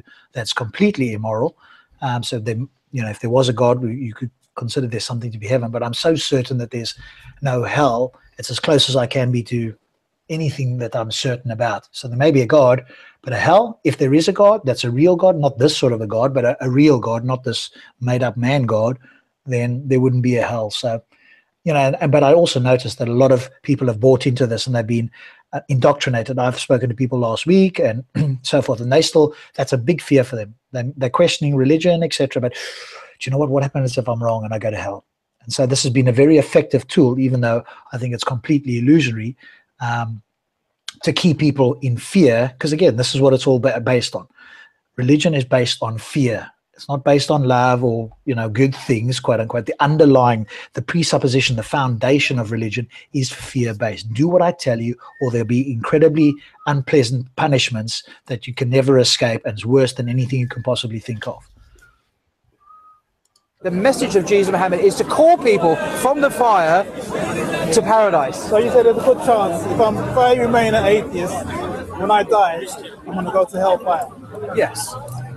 There's a good chance, but there's a chance, a small chance that I might not. If you remain an atheist, if you reject the Creator who made you and loved you and sustained you right to the bitter end, I'm not making any prediction about you because it's up to God. God forbid I should even do that. But in theory, if someone's an atheist to the very end, yes, they would be a kuffar, someone who had covered over the truth that you knew in your heart, because we're born with a knowledge of God, an orientation to God right at the beginning. If we cover that over and reject Him, then we're in trouble, yes. There's a small chance. Okay, well, obviously we know that's not true. So based on that alone, everybody should deconvert immediately. There's no innate nature of God, and certainly not your God. So anytime you want to deconvert just on that claim alone, we'll welcome you back into the world of critical thinking and evidence. Anything from you guys? We carry on? Let's do it. Might go to heaven, but there's no chance. No, I'm saying if you die rejecting God, then the Quran says you're going to hell. There's no reason for him to remember you. Okay, man. But I'm not predicting about you. You may end up in paradise. I may end up in hell. You may have ended up in paradise. Who knows? Okay, how's that? I mean, I'm going to ask both Abu and Stops and anybody else, how is it even possible that he could claim that he's going to go to hell and that the atheist who he's just said is going to go to hell could go to heaven? Please explain that to me. But now he's talking hypothetically, like maybe he in the last minute. There's hadith that says that like a person might do the deeds of paradise until the last moment and then he changes his mind, then he go to hell, and a person might do the deeds of hellfire until the last minute. He will change his mind and they will go to paradise. So, okay, but he just said that the atheist goes to hell, and Nick was going, hey, you know, up until the last minute, if I'm an atheist, do I go to hell? But now he's going, well, I'm not claiming you will go to hell. You might go to heaven. Well, how if he's an atheist, will he go to heaven? How's that possible? No, if it's an atheist, he will not go to. Then he will go to hell. But what he's saying that this guy might change his mind in future. That's what he's talking about. Yeah, it's disingenuous. Oh, okay. So he's thinking that maybe Nick will change his mind and become a Muslim, and that's what he's talking about, rather than, because my understanding, and I'm sure that's what Nick was saying. Well, hey, I stay an atheist because that's what he said originally, but obviously Paul's thinking something else and saying something else. But if I was listening to that, I would have taken that. Play the next couple of seconds and you'll see what he says. Well, I was a Christian. I was never going to convert to Islam in a million years, and I did. So, were your parents Christians? no. Were they believers? Were they Muslims? No, they were just secular English white people. So I take it your parents probably loved you and raised you as a good person. You know, every week someone pleasant kind of person. Yeah? But when they die, if they're not Muslims, they're going to be burning in hell. No, it's not like that. You see, in Islam, we believe God is just. He's not going to condemn people who've never heard of Islam to hellfire. You must try to convince them. I'm not going to go into whether or not my parents are alive or dead, because they're not. Let's get my parents out of this. But let me just check something here. What we really need to do then, potentially, is never allow people to hear about Islam. Would that not be a better thing? Because there you go. Okay, so if people have never heard about it, then what? They're going to be judged by God if they've done good deeds, even if they haven't been Muslim? There is a hadith that there will be a test on the day of judgment instead. So they don't have to be, they are not tested in this life, but on the day of judgment, God will say to them, jump into this fire. And when those who jump into the fire, they go to paradise. And those who do not jump into the fire go to hell. No, but the point that Rob is just making is somebody actually took this and ran with it, and I can't remember, it was Sarah, because it's very true. Because if you tell somebody who does not know about Islam, you are hereby condemning them to hell if they don't accept it. If they have critical thinking switched on, now they know about Islam and they reject all the stupidity. And then they go to hell. And then it's exactly what Abu says. Then they will know, no, I cannot jump into this because it's stupid. Well, and then they're punished for their non-faith or whatever. But the point is, this is why I said just go a little bit further, because now he is going exactly into this point, what the rationalizer was making a couple of years ago on the Magic Sandwich show. This Paul guy, he's such an asshole, really. He says the atheist, if he remains an atheist, and this is the point, if you die as an atheist, in other words, you are rejecting, he doesn't understand atheist is not rejecting anything, but if you reject this God, that means you're going to be what he calls in trouble. But it's not. I mean, it says 105 times in the Quran. If you are, well, not believing when you die, you're going to go to hellfire. It's not being in trouble. It's you going into the hellfire. And this is what it says. But if you are a Muslim, you don't have the guarantee that you will go to heaven because you might just commit shirk at some moment. So it's only the moment that you die that is determined, that is the determining factor where you're going to spend the rest of your life. Yes, just on balance of probability, especially if you're a critical thinking person, the best thing to do is not to ever hear about Islam, even in their worldview. That's why I said, somebody says, I once made a video about this. I said, okay, if you take a person who's been a pimp all his life, who's been into drugs, who's been boozing and blah, blah, blah, and then when he's 80, he becomes a Muslim when he can't do anything else anymore, he's welcome in paradise, even though his entire life has been one of what would be considered sin. Hitler would be, if he repented and then became a Muslim the week before he died, would be allowed into heaven, into paradise, because he's such a good guy. Whereas the dentist around the corner would not be, because he didn't believe in God, even though he helped everybody, he was a helpful guy, he saved people, but he would go to hell because he didn't believe. This is how stupid this is. Now, the other point is his missionary mother is dead. He can watch her suffering in hell. The way that it works is if you're a Muslim, you go up to heaven and you can see the people suffering. You can see how their skin is being burnt, and they will beg you for water, and you are not allowed to give them even a glass of water. This is the punishment. This is the way that it works. They will the son can see his own mother burning to death every single day over and over. And they will enjoy looking at the kuffar. Yeah, and they have to enjoy it on top of it. They are commanded to enjoy it. Brilliant. This is what Islam is all about. And this is where Hamza Tsourtzis actually could not answer anymore. He couldn't handle the thought of his parents being in hell and him sitting, sipping wine, having a virgin on his lap and eating grapes, looking down, seeing Mummy Dearest being eaten up by the fire. And she's saying, please, dear, just give me a little bit of water. And he will say, no, fuck you. You've had your chance. You decide that you're going to burn for eternity. That is what it is like to be a son in Islam. And I think that could actually be quite a persuasive argument to people who are critically thinking and do care about their parents more than, say, a dead person of 1400 years ago, is if you could, if we could show that clearly in the Quran and Hadith and go, hey, this is exactly what it says. There's no dispute amongst scholars or anything like this. Is this what you want? And just get them to that, because there might be people who do not like their parents. So. Yeah, sure, but teenagers. Yeah, bad.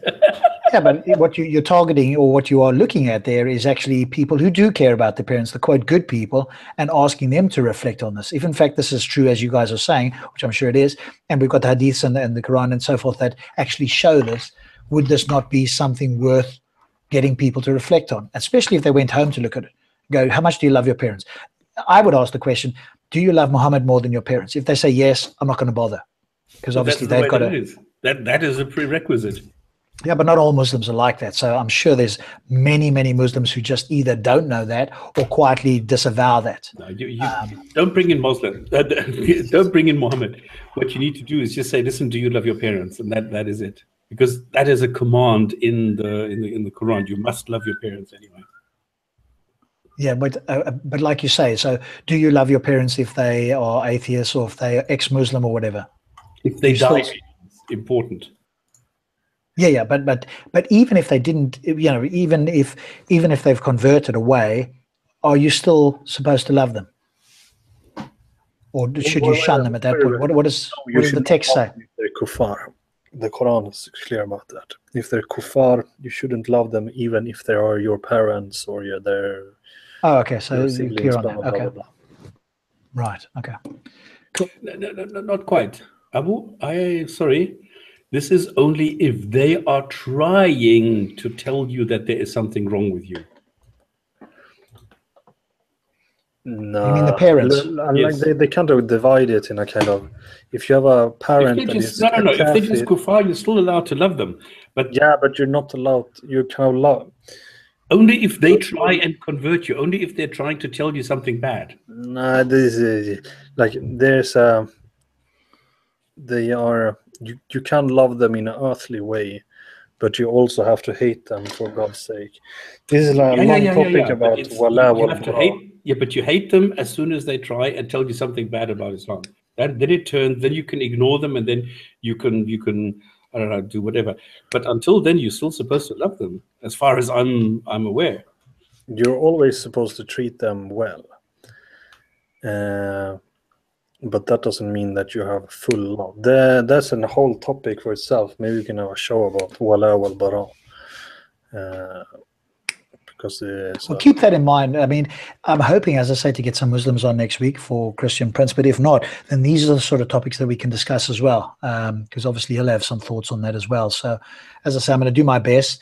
I hope there's a couple of Muslims who are quite brave enough to come on and have that discussion. But let's plan for the worst, so to speak. If nobody wants to come on, then it's still worth talking about this and getting his views. And you guys, I'll just listen, and you guys can ask and have that conversation as well, because I think that'll be very useful to everybody here as well. Cool. Let's carry on. Principle, because it's complicated. My mother is dead, and she was a missionary and everything else. So I don't want to get involved in that because it's not about me. Yeah, in Africa, believe it or not. In Africa?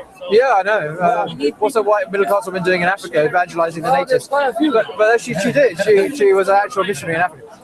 You're kind of repenting, so let's not talk about her. Let's not go there about my mother. She's dead now. I hope she's in the hands of God. I'm sorry about this might not get into my pen. But the principle is, and Al-Ghazali, the great Islamic theologian, discussed this issue.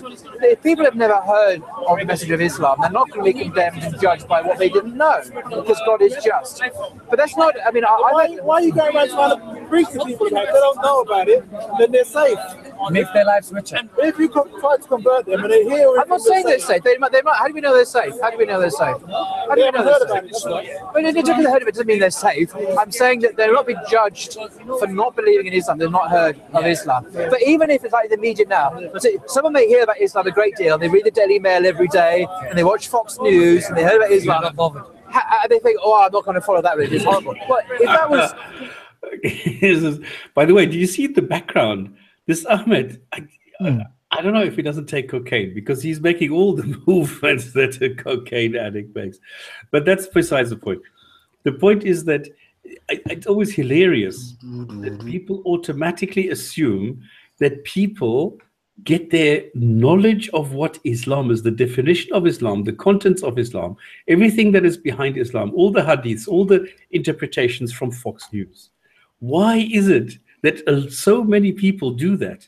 Where, like 10 minutes ago, he said that everybody on this planet was sent a warner. We don't know the names of all the prophets, he says. Everybody was sent a warner. Everybody knows about Islam. Everybody knows about the mercy of Muhammad and God and blah, blah, blah. So then he says, well, everybody was sent a warner, but everybody knows about Islam from Fox News. Why is that?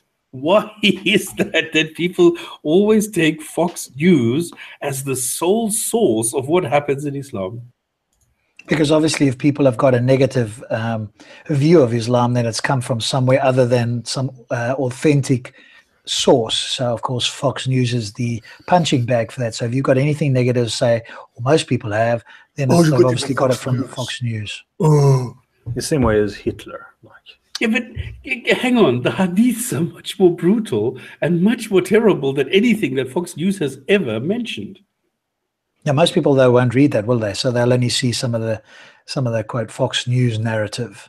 It's more than a straw man. It's a stupid comment. But I mean, Nick was right, and he obviously said it there. You know, aren't people much safer? Because here's the thing: if you could come across, if you were able to view somebody and see how do they come across, how do they act, and you found out that they were a non-believer or they believed in something else, but they acted in accordance with most of the tenets of the Quran, whichever you could, if you were not a Muslim, would they not be safer and more likely to be judged and go to heaven than if you potentially told them about it and they rejected it? Absolutely, yeah. So it's almost like they really shouldn't be going around doing that, because there's a very good chance that people are going to reject it, and therefore you have now condemned them to hell. I'd be interested to see how they would get out of that. Oh no, it's probably. Oh, I can see it. They would probably say, no, it's that person's choice. I've given them all the evidence. Well, obviously, no, look what Ahmed says. Ahmed says you are there for a richer life. If you go into Islam, your life is so much better because you know that you are doing the right thing for your Creator God. This is the way that they argue. The same thing Christians. Christians are told to keep quiet and keep their belief in the closet and don't talk about it. And yet, at the same time, Peter 12, it says, no, you have to go and do it. So it's a contradiction. Yeah, I'm not sure what's richer about it. No doubt they would give you what they consider to be richer, but it goes back to the same question. In order for it to be richer in some sense, tell me what I would consider moral that I am prevented from doing because I do not believe in a God. What is it that you feel is moral that I would agree with is moral? Because you, like you say, you could say prayer, you could say all of those things, and I would disagree clearly that that's moral. So give me something that I would agree is moral that I'm prevented from doing. Now you've got a point that we can really look at. Eating pork is immoral. According to them, isn't it? Yes. You can't argue with that. Well, I don't eat meat anyway, but I guess somebody might go, they like the taste of it. But okay, why is if it somebody says pork is bad for you, how are you going to argue with that? You can't. Well, you'd ask, well, why is it bad for you? What is their view? It's prohibited. I mean, Okay, what is why, it if you don't eat pork? Is there any loss in your life? Is there anything? So why don't you just not eat pork and you're okay? Pork is. I don't understand why that is. Pork doesn't taste good anyway. No, but it's the principle here, okay? Because the funny thing is you cannot. And okay, this is something I need to always explain to Muslims. You cannot avoid pork. There are hundreds of products where you find pork. So there's no way that you could actually avoid it. The same thing with alcohol. You can't actually avoid alcohol because it's in everything. It doesn't matter whether you refill your car or you take a cough syrup. You will have alcohol in it. Yeah. But I mean, even if we went with that and we said, okay, so that's a moral act, right? So that not drinking alcohol. Yeah. No. Well, we'll go with the pork one. Not having pork is a morally good act. Is it not morally better not to kill animals to start with, especially if you can, avoid the suffering? They will probably not do that. I would like to see the scale in God's world where, it's eating pork is morally is a good thing, but killing animals is a good thing. So yeah, it's a step in the right direction, isn't it? Are you a total vegetarian? Yes, I am now. Yeah. Vegan. Yeah. You're vegan? Oh. Yeah. So, because I did the diet. I did a cleanse on it, and it was brilliant, tasted good. And my wife is a great cook, and so we were able to eat vegetables, fruits, etc. only, and it tastes brilliant. I would never have been able to do it probably on my own because I don't really cook very well. So that was brilliant from her point of view. But then I looked at the moral argument, and nobody has presented a good moral case for why we should eat animals, especially if we can survive very well, in fact, better without animals, the slaughter of animals. But okay, let's leave that. Go to alcohol. Mm-hmm. What about it? Well, can you make the same case for alcohol? You can't, because alcohol, people say, yeah, but there's so much good in alcohol. Well, yeah, there is, but then so is eating an apple.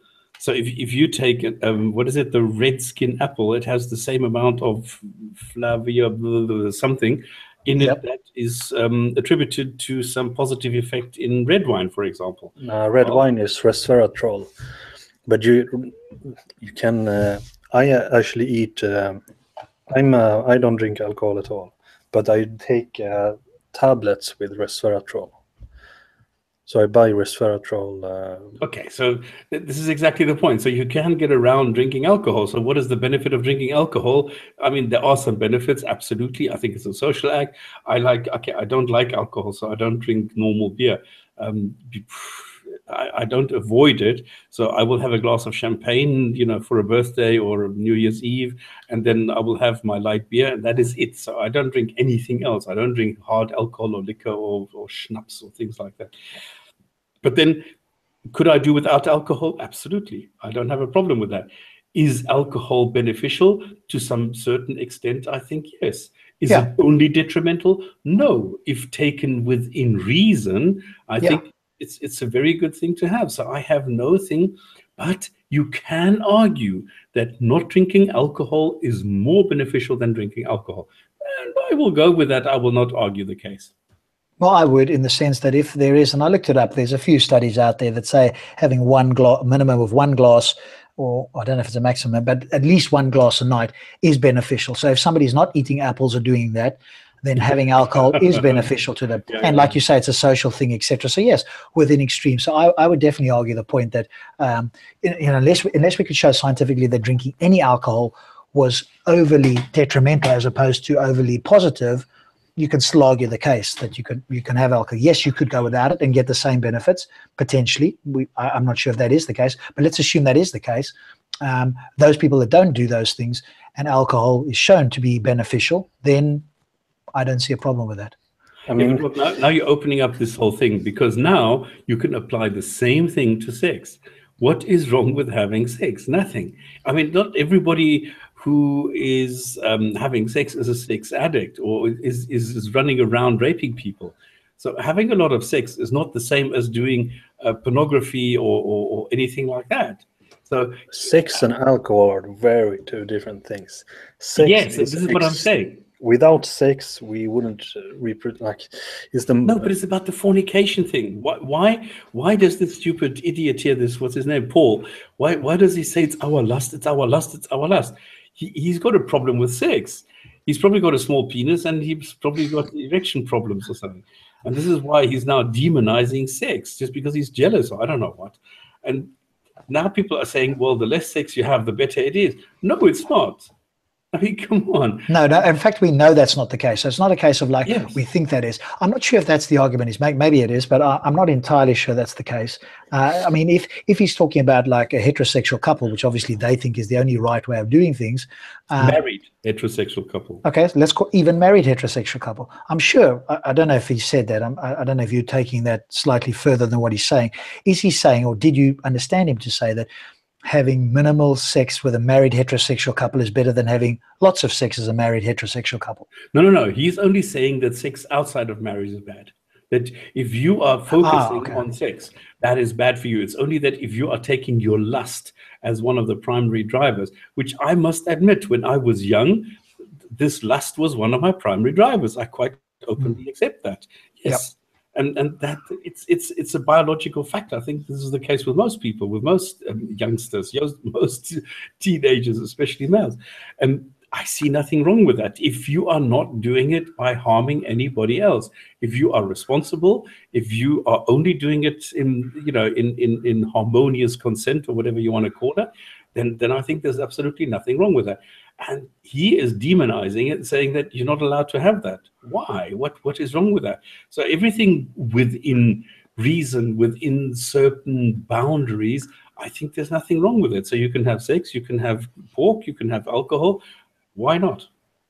Yeah, exactly. If you're reasonable and responsible, I think are the two R's there that I would agree with you. If you can do both of those, especially if you're having sex all over the show, then, make sure that you're not going to be having illegitimate children that you then don't have a father, et cetera, et cetera. So that's where somebody could have a point. But you're right. If you're reasonable and responsible, and especially from our point of view, if there's nothing, that we can demonstrably show that is wrong with doing something reasonable and responsible, then I agree with you. But of course, like you say, but religion demonizes sex because it's a highly pleasurable act for most humans. And again, once humans start to enjoy pleasure in their life, which of course in my world is what we're here for, is to experience pleasure. Yes, you'll have some pain, but none of us go out there to go, do you know what?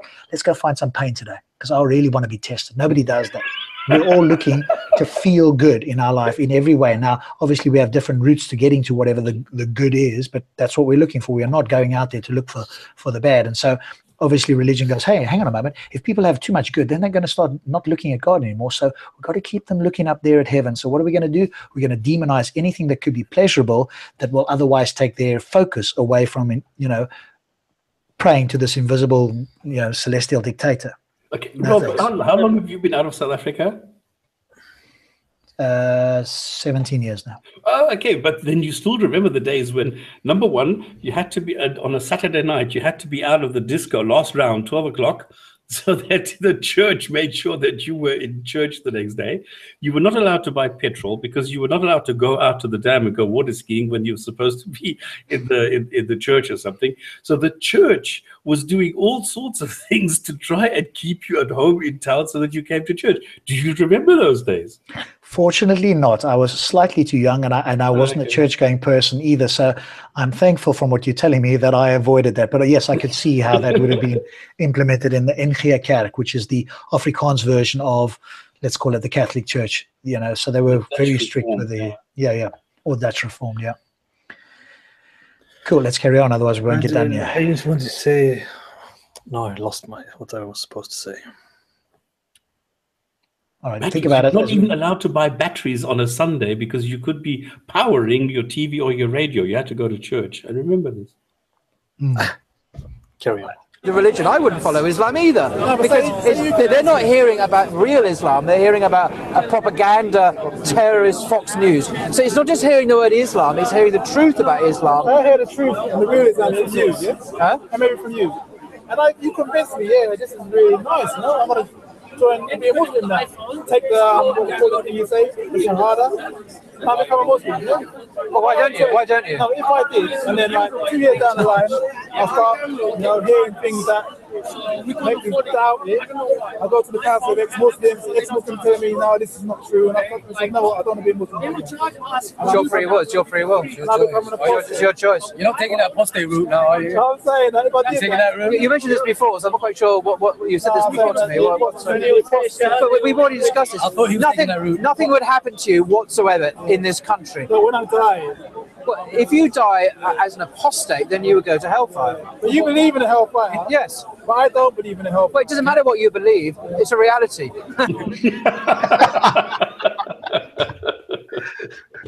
Oh, the irony of that.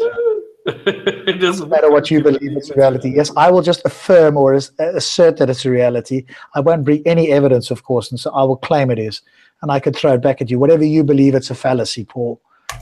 And it's a real fallacy. I mean, come on. But obviously what Nick is showing here, I guess, or is trying to show is that, if you become a Muslim and then you have second thoughts about it, then, you are guaranteed to go to hell. But if you didn't know about it, then, you've got a far better chance, even in their worldview, of at least being judged by God and potentially going to heaven. So in a sense, is it not better not to hear about Islam and let God judge you on the day of judgment, rather than in their worldview, rather than hearing about it and going, you know what, there's not enough evidence or good reason, so I'll reject it. Just don't tell me about it, and then I've got a better chance. Yeah, but then how is this God? What is the yardstick that is going to be applied here? Well, exactly. There isn't one, is there? Oh, I've heard it. Only God knows. He'll judge. There's no. Yeah. If you want to be safe, follow the entire Quran. But if you're not going to do that and you're going to reject it, well, no idea. There's no yardstick. If you're good, who knows? Yeah. Is it really? It's a reality. Whether or not you believe it, it's a reality. No, you may not believe in gravity, but gravity still exists. Reality. Let me try and simplify it. The way Islam works is basically you're judged according to you, according to what you know. Yes, what you're exactly right. Yeah, your ability. Yeah. Your limits. It's not what you don't know; it's what you do know. Yeah, you're judged according to your limits. So what if I know certain things? So the way hellfire works is, let me give you an example. If a product. Okay, so we're going to get Muhammad telling us how hellfire works. Presumably he's been there or knows somebody who has inside information into how exactly hellfire works. But I love Paul's equivocation with gravity. Well, we know well, we know the label gravity, we know the force, the act, you know, it's like that. Well, no, obviously it's not. It's a supernatural claim that we don't have any evidence for. So, but these things are slipped in so easily and just make it sound like, yeah, it's just like gravity. Stops working according to how it's designed. Eventually, when we put in the bin and everything, and it goes to the big whatever, where they take all the rubbish is out, what happens? Some of them get burnt. Based on annihilation, it's burnt, then it stops burning, and then but hellfire, you're going to burn and continue burning or continue.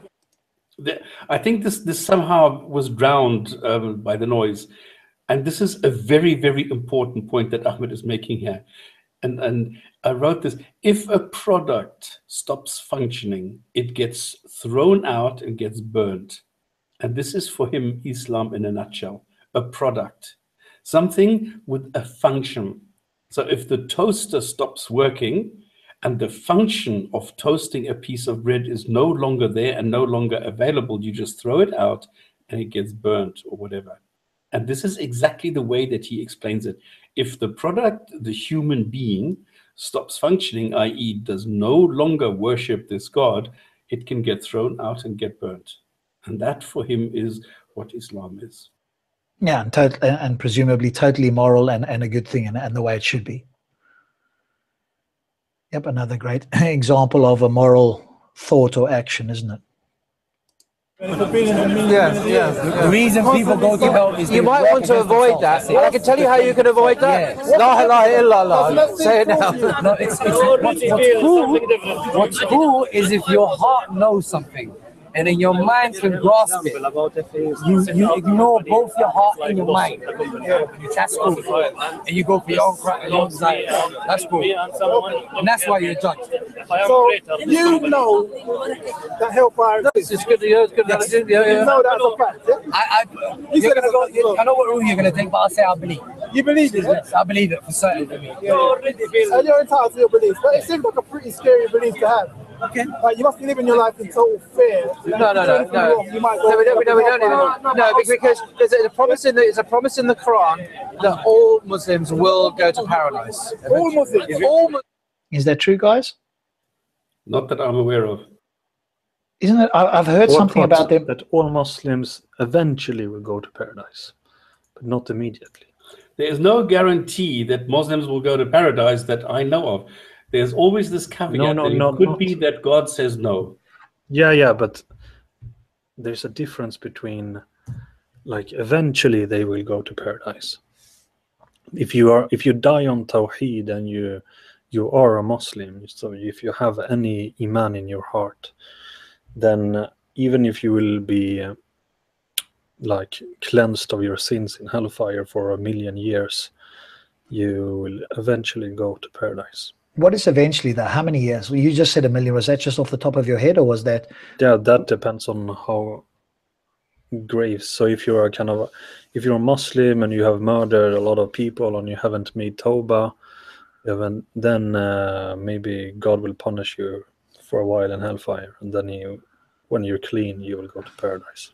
But Abu, it doesn't really say that. This says so in Hadith. Aha, okay, but I'm talking about the Quran. Good question. No, I think it's only in Hadith. But I have to think about it a little bit. Okay, we'll carry on in the meantime. No, but the Hadith 100%. Yeah, I agree with you 100%. This I also know. Yes, that you can go for a specified amount of time. You will be sent to hell. And in fact, there is even a hadith which says that every Muslim will first go to hell just to get a taste of it, to know the difference and how to appreciate then heaven.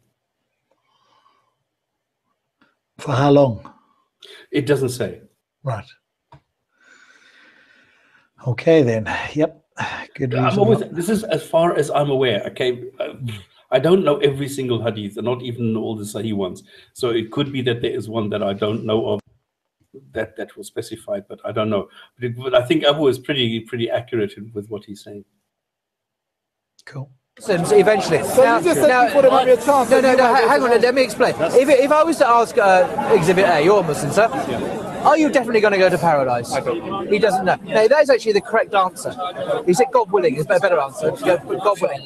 Now, how can this be? Because he's a good Muslim, and the Quran says there's a guarantee. The answer is this: because this gentleman here, cannot promise or guarantee himself that he will be faithful upon the deen, upon Islam, to his dying breath.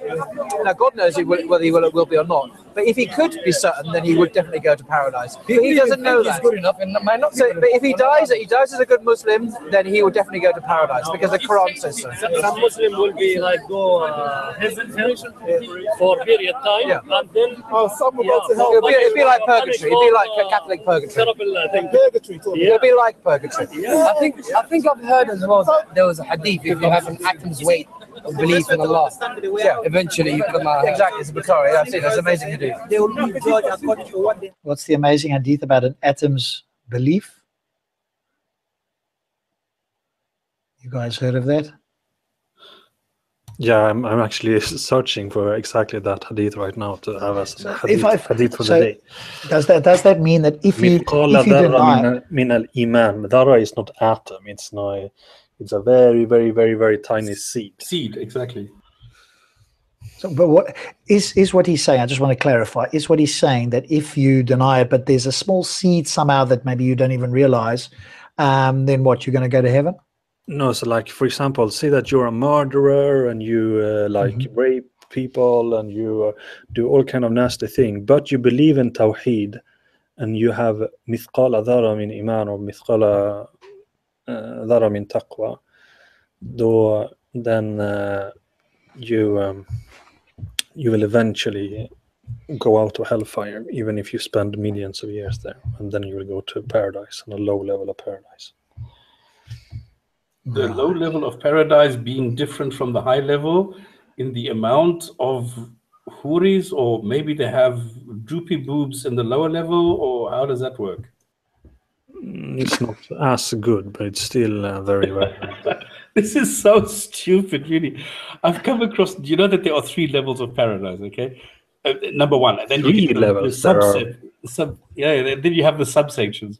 But this is so hilarious. If you ask a Muslim, can you tell me the difference between the first and the third level? Is this like first class, business class, and economy class in a plane, or how does it work? It's just so hilarious. Yeah, there's a comment in the chat there for you, Abu, about finding that hadith there. So Pull-Ups has sent you something. Oh, okay, let's continue. No, you don't. It's like you have fear of failing your university degree. That's why you don't want to enroll there. Does that apply to Muslims? Does that apply to humanity? I would think that applies to all of Well, that's what I thought, but there is a dispute about that. And then you try your best. I'm not a scholar. You know, there's a hadith that says, believe in oneness of God. Where does fear come into this? I mean, do you fear belief in Allah God? will eventually be part of Do you fear God? Yes, fear and love. God is supposed to be all love. Yes. Do you love God? There's a fear that's like, you see, it's both. We can't. There's 2 extremes to be avoided in Islam. One is that we so fear God that we despair and we give up at the mercy of God. On the other extreme is that we just we so trust in the mercy of God we just don't bother to obey Him and do anything. And both the extremes are in the middle. Somehow we need to both have a healthy respect and fear for God, but also to love Him because He is the most compassionate and the most loving. So it's a Okay. How the hell can you have fear in God and love Him at the same time? Having spent plenty of time looking into love and fear, they are dichotomy. You either have one or the other. Fear is the absence of love. Love is the absence of fear, basically. So trying to split the difference here and go, and he accepted that God's all loving. Again, I want somebody who's a theist to explain to me what all loving means. Maybe, Abu, you can play the theist. Tell me, what does all loving actually mean? Because I guarantee you they're using the wrong word. I don't even know what. Is it like al-wadud, or I don't know what. Yeah, but what does it mean if you had to explain it to somebody? Because the claim is here that you've got to have a quote, healthy fear. I mean, imagine you said this to your children. You've got to have a healthy fear. I would. Those words are like so foreign. If I become the caliph, I think my subjects need to have a healthy fear. Respect, I think, would be a better word than healthy fear. I mean, this is just, you know, but this is, again, this is what religion does to people's minds. It's just having, you know, as I said, studied some relationship training for 4 years. What is love? How does love show up? How would you do it with your partner? How would you show love, and how would you teach love to your children, etc.? I would never say to my child, you need to have a healthy fear. I mean, those words are just like, it's like poo coming out my mouth. I'm sorry to say it. Respect X, you know, be cautious of Y, but you know, yes, have a fear. Yeah, that's a good idea in life. Have a fear. I mean, that's something like a mobster would say. Like you tie someone to a chair, and then like you put the knife in front of his head and say, Exactly. you ought to have a healthy fear. Yeah, but you also got to love me as well. Yes, yeah, you've got to have a love for me as well, because I'm merciful. But have that healthy fear. I mean, it's a bit. This part of George Orwell's 1984 that I love is when he's in the torture room, and they kind of, through a torture, they make him love Big Brother. It's not just a love that you say that you love him, but you really have to love him. I've got to find the good quote that I've seen on love that talks about it, because most people don't know what love is. They don't know how to express it. They don't know how to talk about it. And so if I had to ask Paul, he'd probably give me something gobbledygook that would also give me a facepalm moment. I mean, how you can have a healthy love and a healthy, a fear at the same time. Says like, and that raises the question whether it's better to be loved and feared. Loved or feared. I would say that it's better to be both.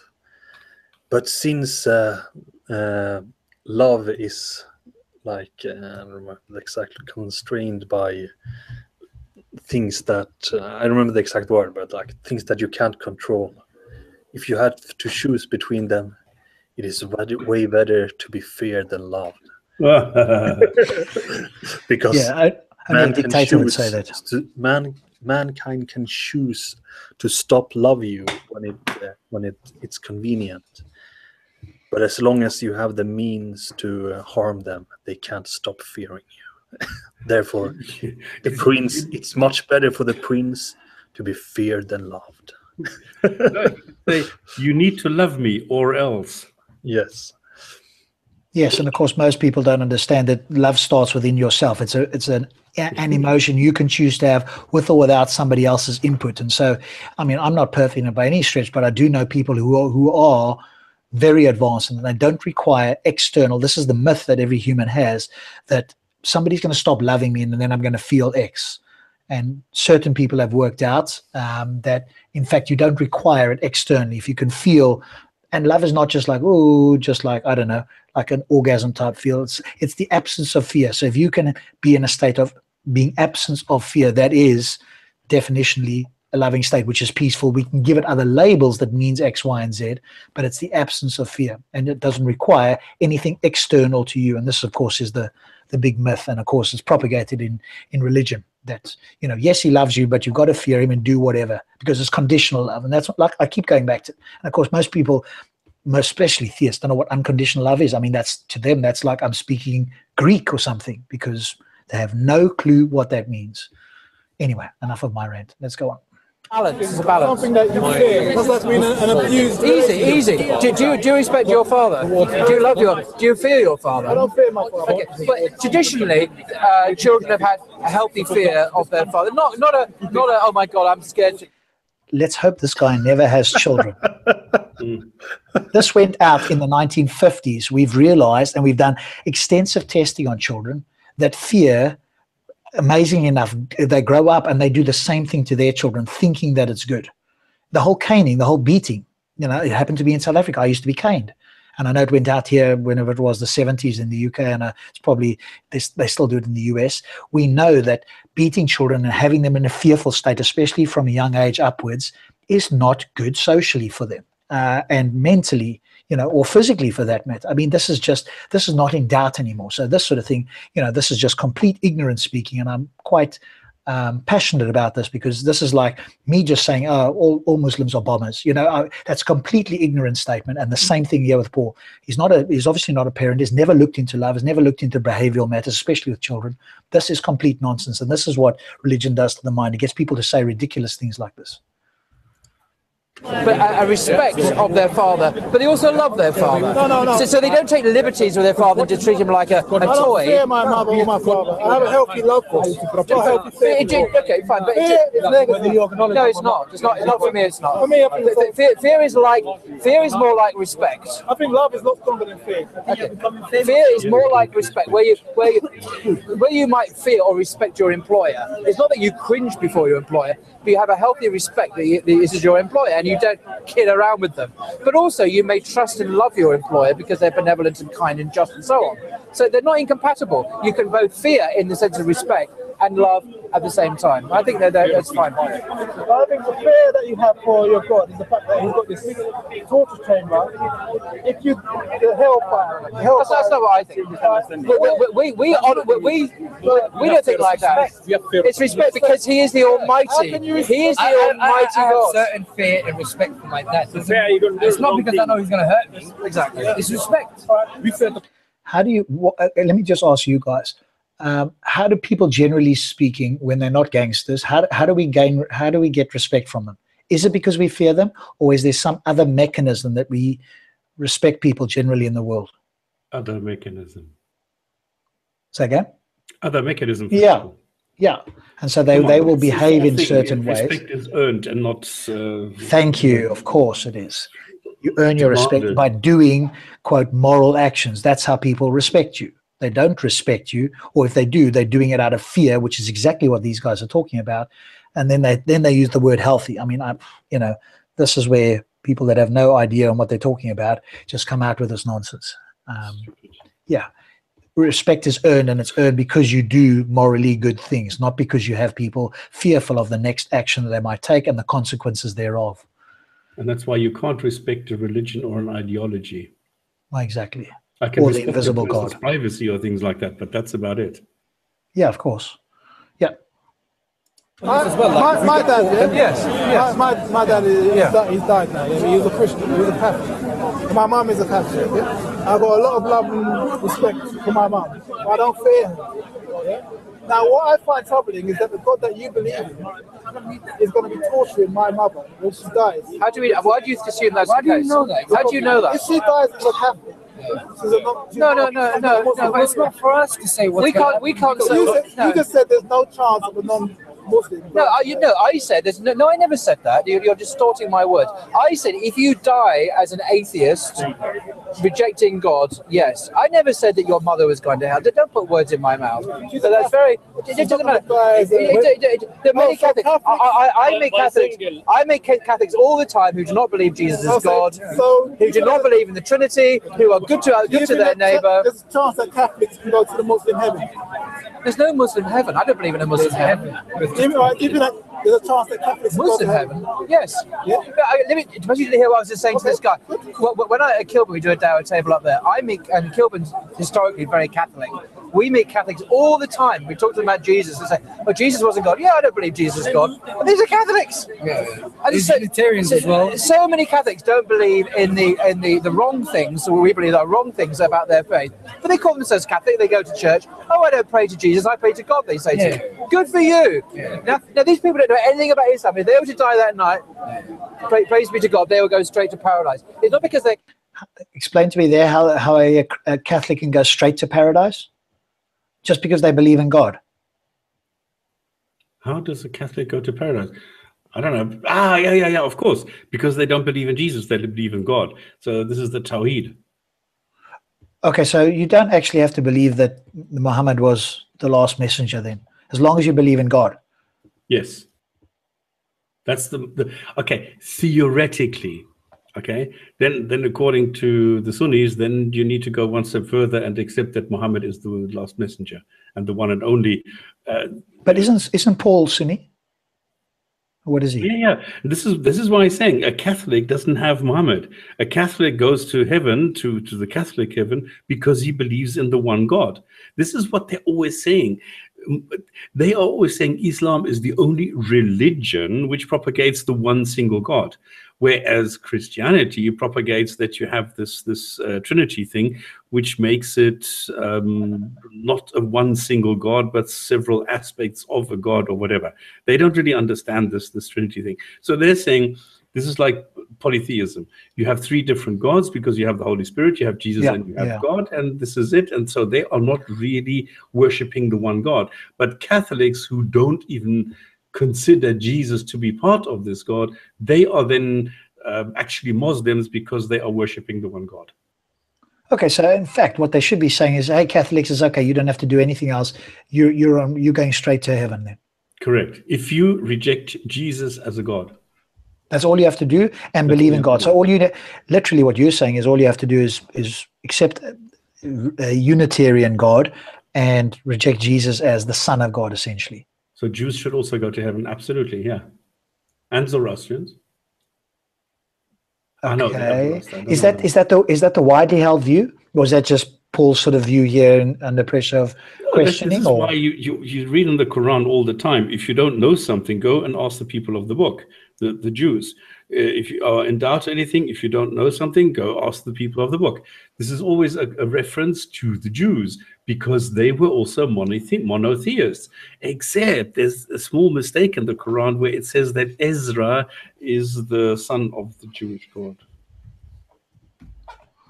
And who is he actually? Just another prophet. Right, okay. All right, let's carry on. Catholics, they go anyway. It's what they believe in their heart that matters. It's what goes to hell is an ideology other than Islam. What people really possess, in their hearts, we don't know. It's a stick-up, folks. You see what I'm saying? Does that make sense? Sorry, I was being. What I was saying is, what I said to him was, what goes to hell is an idea other than Islam. What people hold in their hearts, we don't know, so we can't say whether someone. We can't judge individuals. Yeah, but we trust in a God who is the idea of atheism will lead to hell. The idea of You just said I don't know for me. No, the idea. Hear what I said. The idea of atheism. Like you can't say there is no Islam, there is no God. Atheism is the way, and then expect to go to hell, go to heaven with that. Like I said, you see what I'm saying? I'm an agnostic. The last stop here, the two things that I think this is hilarious. Yes, we do know what the heart holds, blood. And the second thing is, it's comical. Threatening a non-believer, an atheist, with what he does not believe exists. Like, how can you tell an atheist you're going to go to hell? I mean, the only reaction that you're going to get is a smirk. Yes, exactly. Tell us something that we don't believe in, as if that's somehow, some way that's going to, make us make a different decision. I mean, I suppose there are one or two atheists maybe out there that have just completely relinquished their critical thinking and have just gone on pure emotion. They might be out there.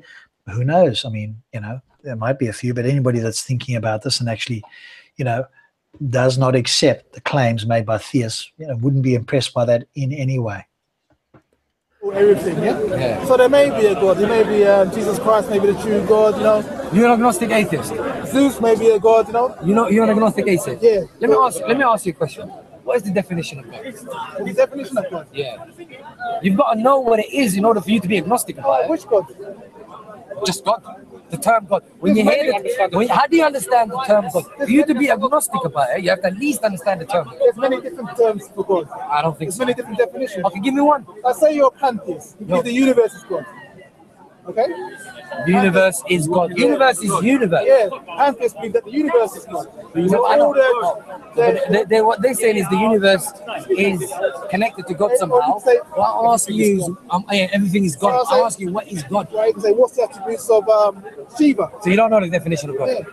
There's many different gods. You've got a Christian God, you've got a Muslim God. No, you're not listening to me. The Hindu God. No, you're not listening to me. What is the definition of man? Man? Yeah. Man is a biological life form on this human, Homo sapiens. That is conscious or whatever, yeah? Yeah. Okay, what is God? What is God? Yeah. There's been about over 3,000 gods on this planet. So he's spot on there, of course. And good old Ahmed is trying to get him to define what the word God means. It means different things to different people. Like you said, deist, pantheist, whatever the case is. Those are different concepts entirely to the theist one. So what he has to say is, hey, here's my God. But of course, what's not being said here, the hidden inference in this is, hey, you guys are he's not saying it. He might not even be thinking that far. But hey, you guys are unreasonable to reject something that you can't even define. That's kind of hidden away at the bottom there. It's the same thing. Well, tell me what evidence would be sufficient for you to accept a God. And so, of course, atheists will go X, Y, and Z. Well, whatever. So what the attempt here is to go, hey, well, you guys can't define it. You're being unreasonable because you don't know what the God is that you're supposed to be rejecting, or you don't even know what evidence you would have or take for you to accept a God. And so obviously what Nick is doing is saying, hey, well, you tell me what the nature of your God is, because that word can be thrown around. I had somebody earlier this week or last week in a hangout who literally thought that that nature was God. God was nature. And so if I said that, if somebody, and that's kind of what Nick said to him, the universe is nature, but now to him, he's not saying that. So he's got to be a lot more clear. So Nick is spot on here. There's about 7 billion men. Just one. No, but there's 7 billion men. Yeah. Give The that one argument you. is the same. Give that one you. Give that one you human believe. beings, huh? Yeah. But it's about understand. Yeah? There's like 3,000 gods that people. Well, give the definition of that one you What are. is the definition of God? Definition. The definition of your God is different from the definition of a Give your God. Give your God. No, I don't believe in I'm retiring for the day. He doesn't understand it. Ahmed is not capable, and it shows how the brain goes into overload where he doesn't understand that you cannot define God. No, he doesn't get it. He simply does not get it.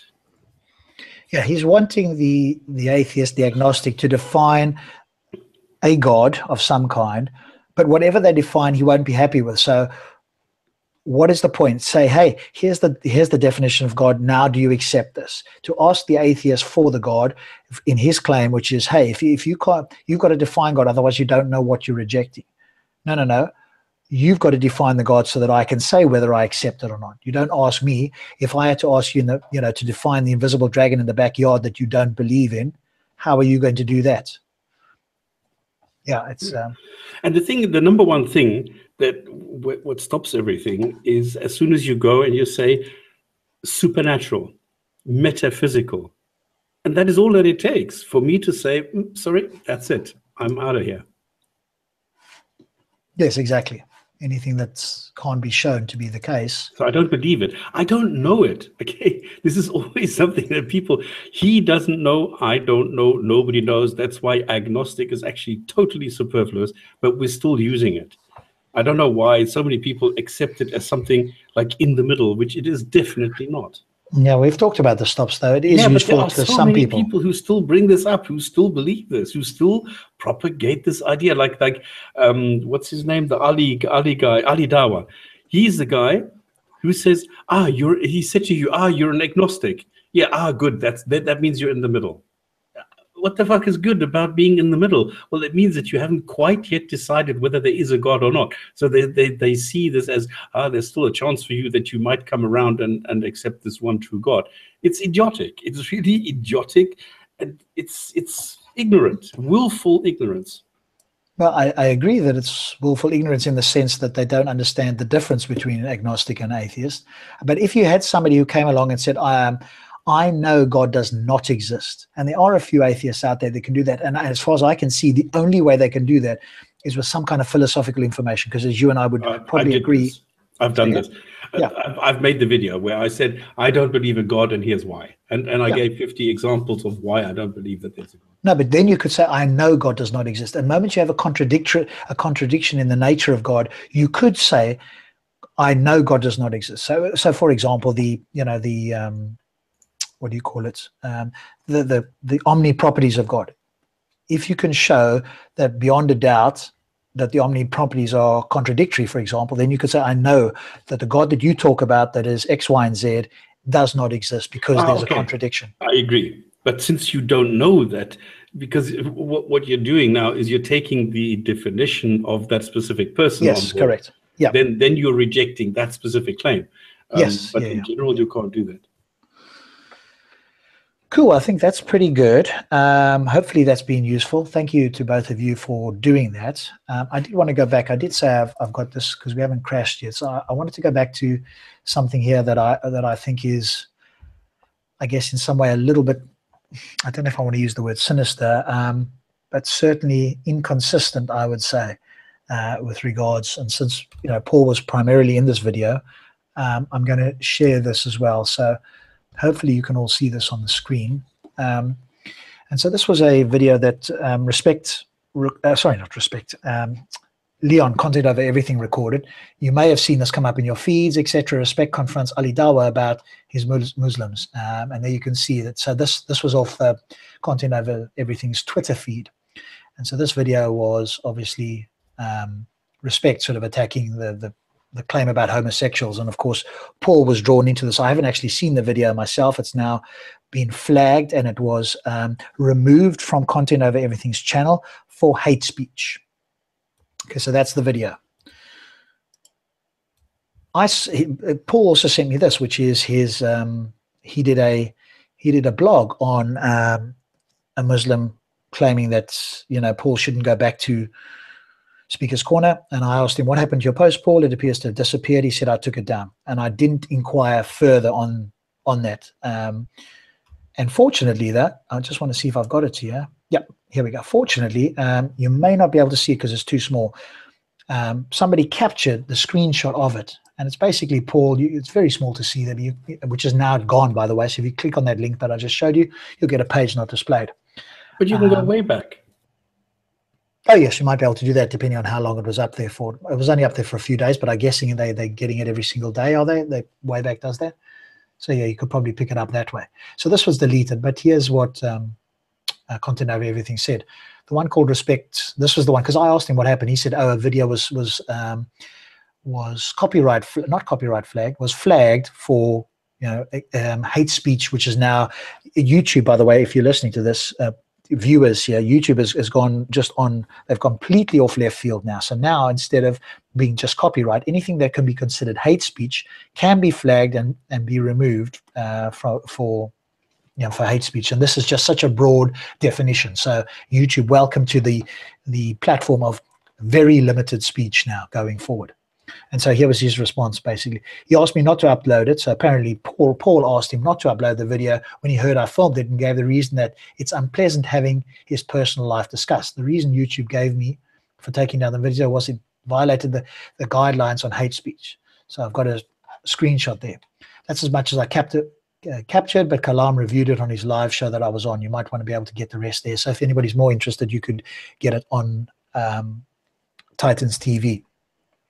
Here again, this is very small. You're not going to be able to see it there, but here is a whole response. I'm going to see if I can pick it up for you on Twitter, of Paul basically saying, I'm glad that the video's down, and saying to Content Over Everything, you should think about basically why it's down. So I'm going to see if I can actually bring that up, because I don't think I've got it. I can do it there. So let me just go out of here quickly. Oops, daisy. What's happened now? I've lost it. There we go. Let's take that off. So I'm going to just find this for a moment.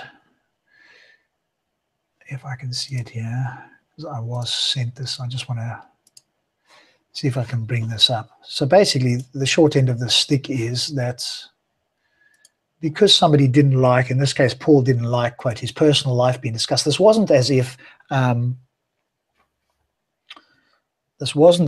somebody, what's the term, doxed him. In other words, somebody found out about his information and put it online. He's obviously openly told people in Speaker's Corner that he's homosexual, in an effort to, presumably, I think, using his words, to encourage other people to, be open about talking about that sort of thing.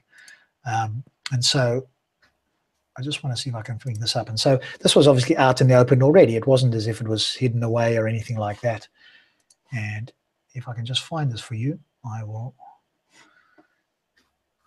show you what the Twitter. So hang on, basically said. This guy Paul, he went and filed a complaint due to hate speech about a video where he said something.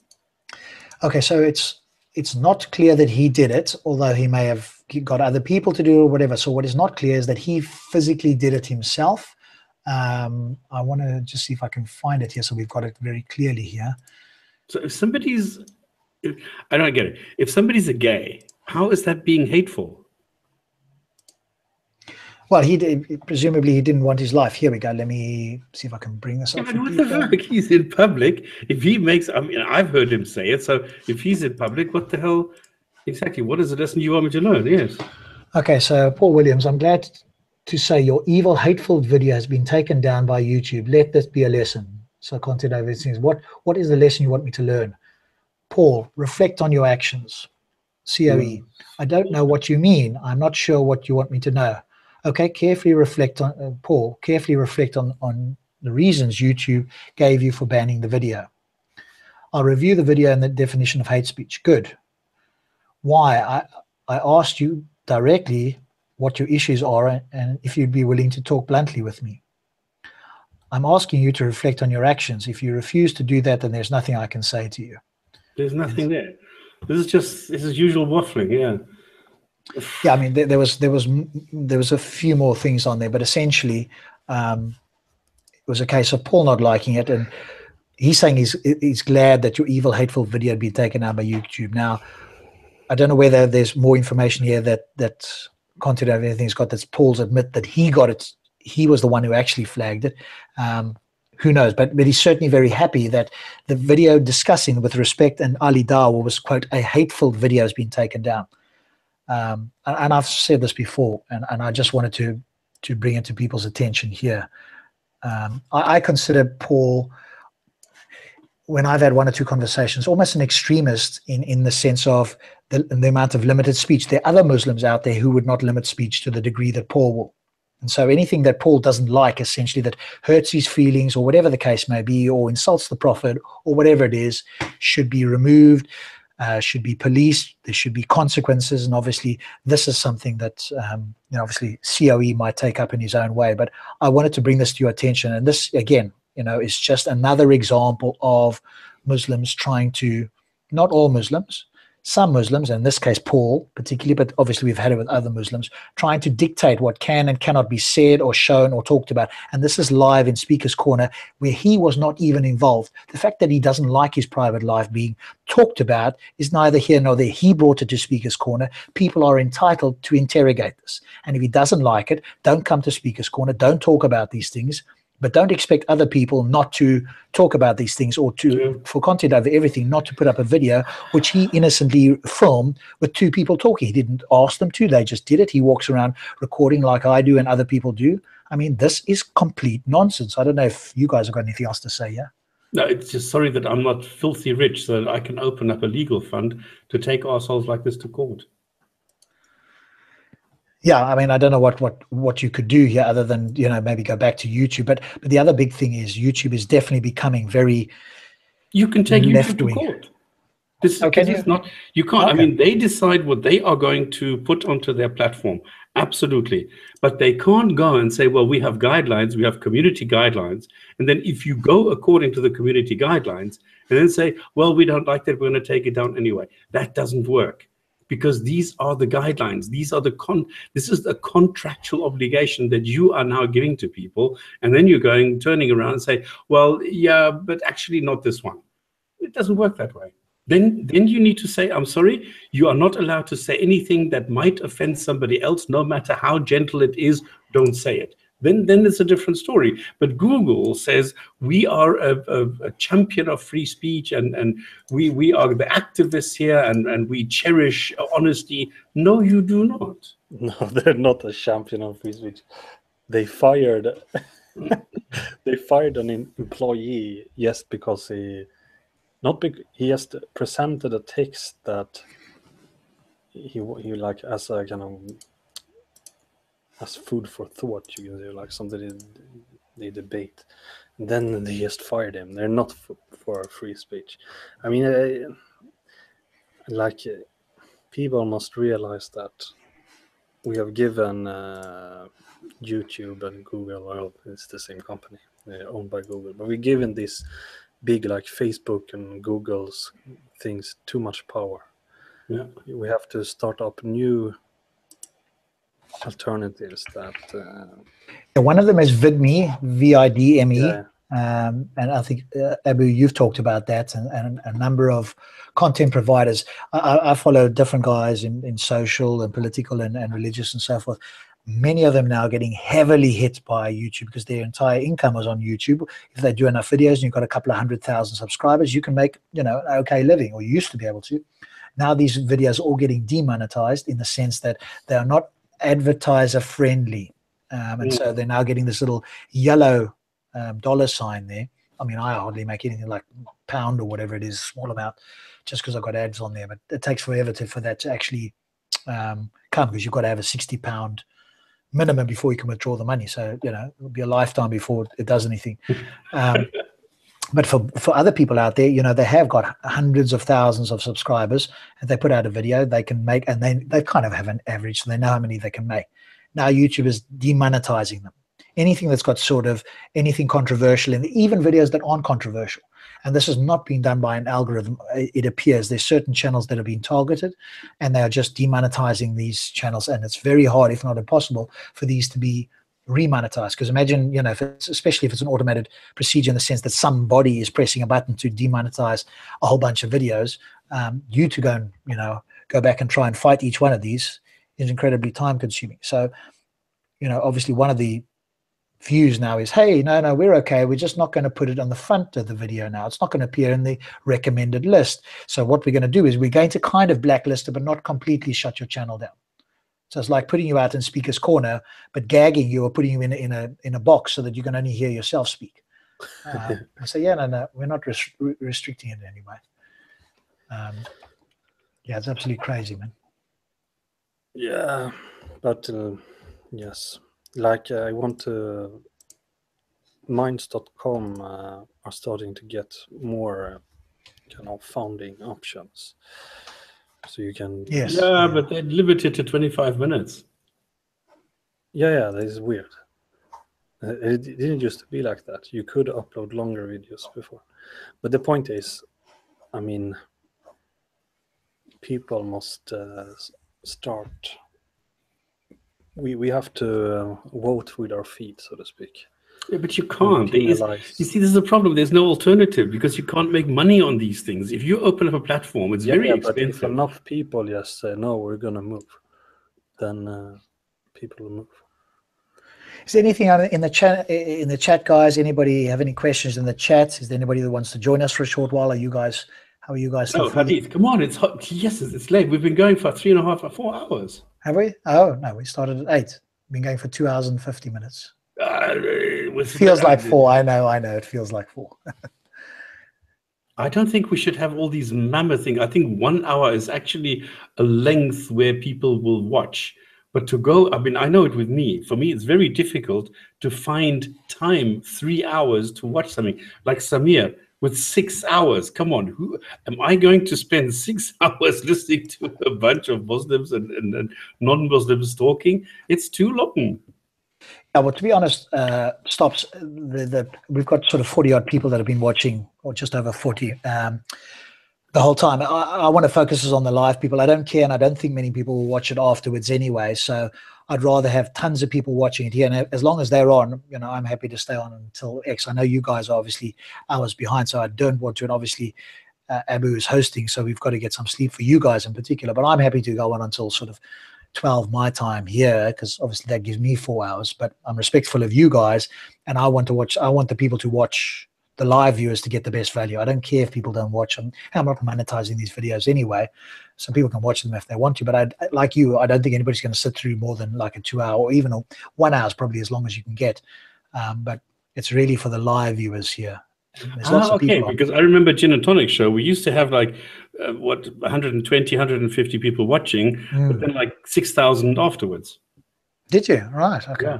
Yeah. Obviously that might have been that was with the previous channel, I guess, isn't it? Yes. Yeah. We're not getting, that many watches here. And if they do, they'll watch for, as you say, for a short time. I'm not sure they're going to watch the entire thing. Who knows? I mean, maybe it's worth testing. I mean, people in the, we've got the viewers here, and there's other ones out there. So we could test and keep it strictly to 1 hour. I mean, that time will whiz by. I mean, I'll barely get through my crazy comments, and half the show's gone already. So, we won't get, but again, if we have a guest like we will next week, that's likely to run on. And of course, he is a monster in terms of marathon. So I've got to make sure that I can host it, and hopefully you guys get some rest if you're going to be joining us. So again, a reminder for next week, we'll have Christian Prince on. Maybe I won't be able to host it from Google Hangout. I can participate, but Yeah, no, I'll host because next week. next week I will be out probably. Yeah, Maybe. I'll host next week, and obviously I'll have Christian Prince on. I'm hoping to get, as I say, a couple of Muslims on. We'll see whether that happens. That's what he's been telling his followers, and obviously I want to do that. And if it comes close to the time, I will say to him, you know what, I don't know if any Muslims are coming on. I'm trying to get Muslims on here with you, but otherwise, are you still happy to come on and have a discussion with us? We will ask you questions, and you share with us, educate people here, you know, go into depth, because he can just bring it up, boom, boom, boom, you know, very quickly. He's obviously got it. All he needs is the internet connection. Now, you guys obviously know quite a bit of this, but it takes longer for you to do, and obviously he's done it for a lot longer. So if nothing else, it'll be educational, but, you know, if we can get a couple of Muslims. There's one thing I want to point out now, before you carry on with this. Christian Prince is somebody who has a Christian belief, and I consider myself, you know, capable of holding my own. I would never, ever, ever dream of going up against Christian Prince, because he would run me around like a bear with a nose ring. There is no way that I would ever go into a discussion with Christian Prince on Christianity or whatever the topic may be, because he is so flipping good at what he does. There is no way that anybody can debate him on any topic, because he will always be able to turn it around. You need to be so disciplined. You need to be so good at what you do. So please don't come and say, well, just go and debate him, because I've heard other people say, yeah, I can debate him. I can debate. No, you cannot. I dare you go to him. You will never be able to. Look at what you did with poor Marshall. I mean, yes, he was laughing himself silly at this. This is ridiculous how good he is at this. Yeah, but that's why we need somebody like who's ever respected. Well, again, I'll just throw out the names of the people that I know, you know, like Hijab, Mansour, whoever, or other people. Obviously, there's many that claim to have refuted him online, but here's an opportunity where I will do my best to ask him to focus on the topic and not, quote, insult him, because that was the big thing I heard at Speaker's Corner. Oh, he insults, so we're not going to come on. Well, that may be his you know, way of doing things on his show. I'm going to ask him to please focus on the topic. And, you know, you might say silly Muslim or Abdul or whatever, you know. Again, I think they've got, you know, what would be called eggshell psychology. In other words, the first thing that cracks, you know, first thing comes in, I get insulted, and now I get pissed off, or I don't want to come on the show or whatever, you know. And you just got to have a little bit of a thicker skin. He does say, look, don't be stupid. Don't do this. Yeah, he calls them a liar. And I think to be fair, though, to call somebody a liar, you've got to have evidence that they know what they're saying is false. Now, obviously, because he's spoken to so many, it's just become his way of doing things, which is, hey, you're a liar, whatever. I would be a bit more cautious, go, hey, you, Marshall, or you know, XYZ Muslim, don't know what you're talking about, or you're ignorant, let me show you why you are blah, blah, blah. But to just call random people liars, I think, you know, but that's, again, just his way of doing it. But stops. Do you think that you and I and others wouldn't be able to have a meaningful discussion? And do you think he's going to be able to run us around if we question Christianity from a non-believer's point of view? Really, I do. Okay. I'm not talking about going into the Bible per se. I'm talking about the bigger issues like we talk about. I believe that he is so experienced. He is so in tune with what he does that for him, it's natural. He doesn't even know what he's doing anymore. It's so much, you know, part and parcel of his personality that he will run rings around me. Okay. We'll see. We'll see. Well, obviously, I'm not going to challenge him on Christianity. We can do that another day. But for next time, I just want him to focus on Islam. Yes, that was my entire point of bringing him in here, is to have the conversation on Islam, to have some Muslims, because I'm not familiar with the Quran, apart from some of the claims they'll go and look at and research, but I don't know the hadiths, etc. You guys know more, but like you say, he's far more in depth, and that's where we want to see whether what people are saying is in fact true, especially those that want to rely on the Quran and the hadith very closely. Then here you've got somebody who will do the same. So let's all of us have a look and see. If you can in fact refute him, then show us. Because if you can, I'm happy to say that. I will be consistent if I can see clearly that you've refuted something that he said, or he's refuted you, whatever the case is. But just show us. Don't tell me that he's been refuted and, you know, blah, blah, blah. And beware of the rhetoric. Yes, exactly. But I'd be happy to have a conversation on Christianity. I mean, I'd do that with William Lane Craig. I mean, I just know just enough to talk about these things. And I don't see that their answers are going to be any better defending their faith than the Muslims are.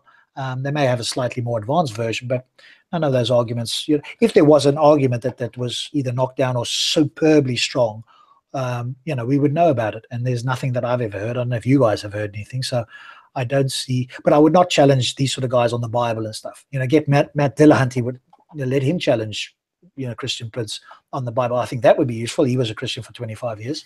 So, somebody like that would be an interesting dialogue with Christian Prince. But I want to bring him on here specifically so that we can look into Islam. So yeah, I'm not bringing him here for us to start questioning his Christian beliefs. He's coming as a guest to show us what he knows about Islam, and hopefully we'll get some Muslims who want to challenge that. And he said to me, basically, you don't have to tell me the subject ahead of time. You just bring as many as you want, as long as I've got access to the internet. That's all I need, and they can query me on anything, and I will. So okay, cool, that's great, because a lot of people want to have, particular topics that they can research, and by the sounds of it, he's researched so much that any of the topics, as long as he's got the internet, so he can show us, then he's fairly confident that there's nothing they can bring that he can't answer or refute or whatever. So super. Cool. Yes, it'd be nice to have other people on. Get Sarah versus Muhammad Hijab. Yeah, I don't know if the guy Sarah would probably come on. I don't know if Hijab would. I'll ask him. I don't see, and maybe people can point it out if you know. I don't know many of the Speaker's Corner Muslims that want to come online. I will chase up Introverted Smiles and see if any of those Muslims that were on his hangout are prepared to come, like Zeroid E and the other guy. If they want to come on and have a conversation with CP, we'll see. I'll try Hijab. I'm going to ask him on Sunday. I'm going to ask a few of the other Muslims. I've got a feeling in my head what the answer is going to be, but I'm not going to preempt it and say it on the show. But let's see what happens, especially if I say to them, I'm moderating. It's on my show. He's not doing it on his own show. And I will ask him to do X, Y, and Z. And if I notice he's doing, not dealing with the topic or calling you a liar when, he hasn't got evidence that you're a liar, I'm going to, just say, hang on a second, let's deal with the facts rather. So let's look forward to that. Hopefully I will do my best to get some Muslims on. If not, we will hopefully still get him on if he's prepared to come on, and we will tackle, Islam, and we'll ask some questions. So again, if you want to send me any questions that are around the hadiths and the Qur'an, etc., that you might have heard but you don't know much about, then please do that, and as a backup if we don't get any Muslims. Cool, guys. All right. Abu, if you want to do the hadith of the day. Yes, this is a long hadith. I don't know how much of it I should read. But the point is that this is on like the day of resurrection, the judgment day. People will search with each other like waves, and they will come to Adam and say, please intercede with us, with your Lord. And he will refer to Abraham, and Abraham will say, oh, I'm not fit for that. So he will refer to Moses, and Moses says, oh, I'm not fit for that. So he will refer to Jesus. So Jesus says, oh, no, but go to Muhammad. So they would come to me, so Muhammad says, they would come to me and I would say, I am for that, and I will ask for my Lord's permission, and it will be given. And then he will inspire me to praise him with such praises as I do not know now. I will praise him with those praises, and I will fall down and prostrate. Where am I? Prostrate before him, and it will be said, O Muhammad, raise your head and speak, for you will be listened to, and ask for your will be granted, your request, and intercede, for your intercession will be accepted. I will say, O Lord, my followers, and then it will be said, go and take out of hellfire all those who have faith in their hearts, equal to the weight of a barley grain. I will go and do so, and return to praise him with the same praises, and fall down prostrate before him. Then it will be said, O Muhammad, raise your head and speak, for you will be listened to, and ask, for you will be granted request, and intercede, for your intercession will be accepted. I will say, O Lord, my followers. It will be said, go and take out of it all those who have faith in their hearts, equal to the weight of a small ant or a mustard seed. I will go and do so and return to praise him with the same praises and fall down in prostration before him. It will be said, O Muhammad, raise your head and speak, for you will be listened to, and ask for you will be granted your request, and intercede, for your intercession will be accepted. I will say, O Lord, my followers. Then he will say, go and take out all those whose hearts there is faith, in whose hearts there is faith, even to the lightest mustard seed. Take them out of the fire. I will go and do so. Anyways, this is the what we were talking about earlier. The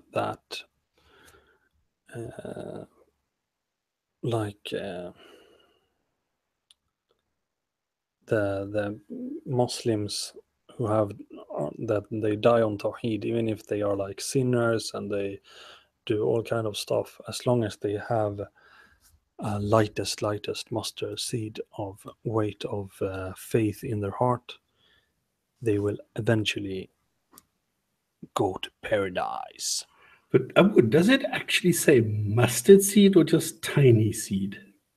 It says, I can find the right word here. Wait a minute. I think it says mithqala dharra. See the exact word. Give me a moment. Talk to Rob. So what are you trying to find now? What the actual word is? Yeah, because I've heard that people say if it says mustard, it's wrong. Yeah, and people say, well, it's not really mustard. We should just ask CP. He'll bring it up, boom, bam, and underline it and tell you what it's on and blah, blah, blah in like 5 seconds. I think it's the correct translation. So it says mustard? Yes. Wait a minute. 2 seconds.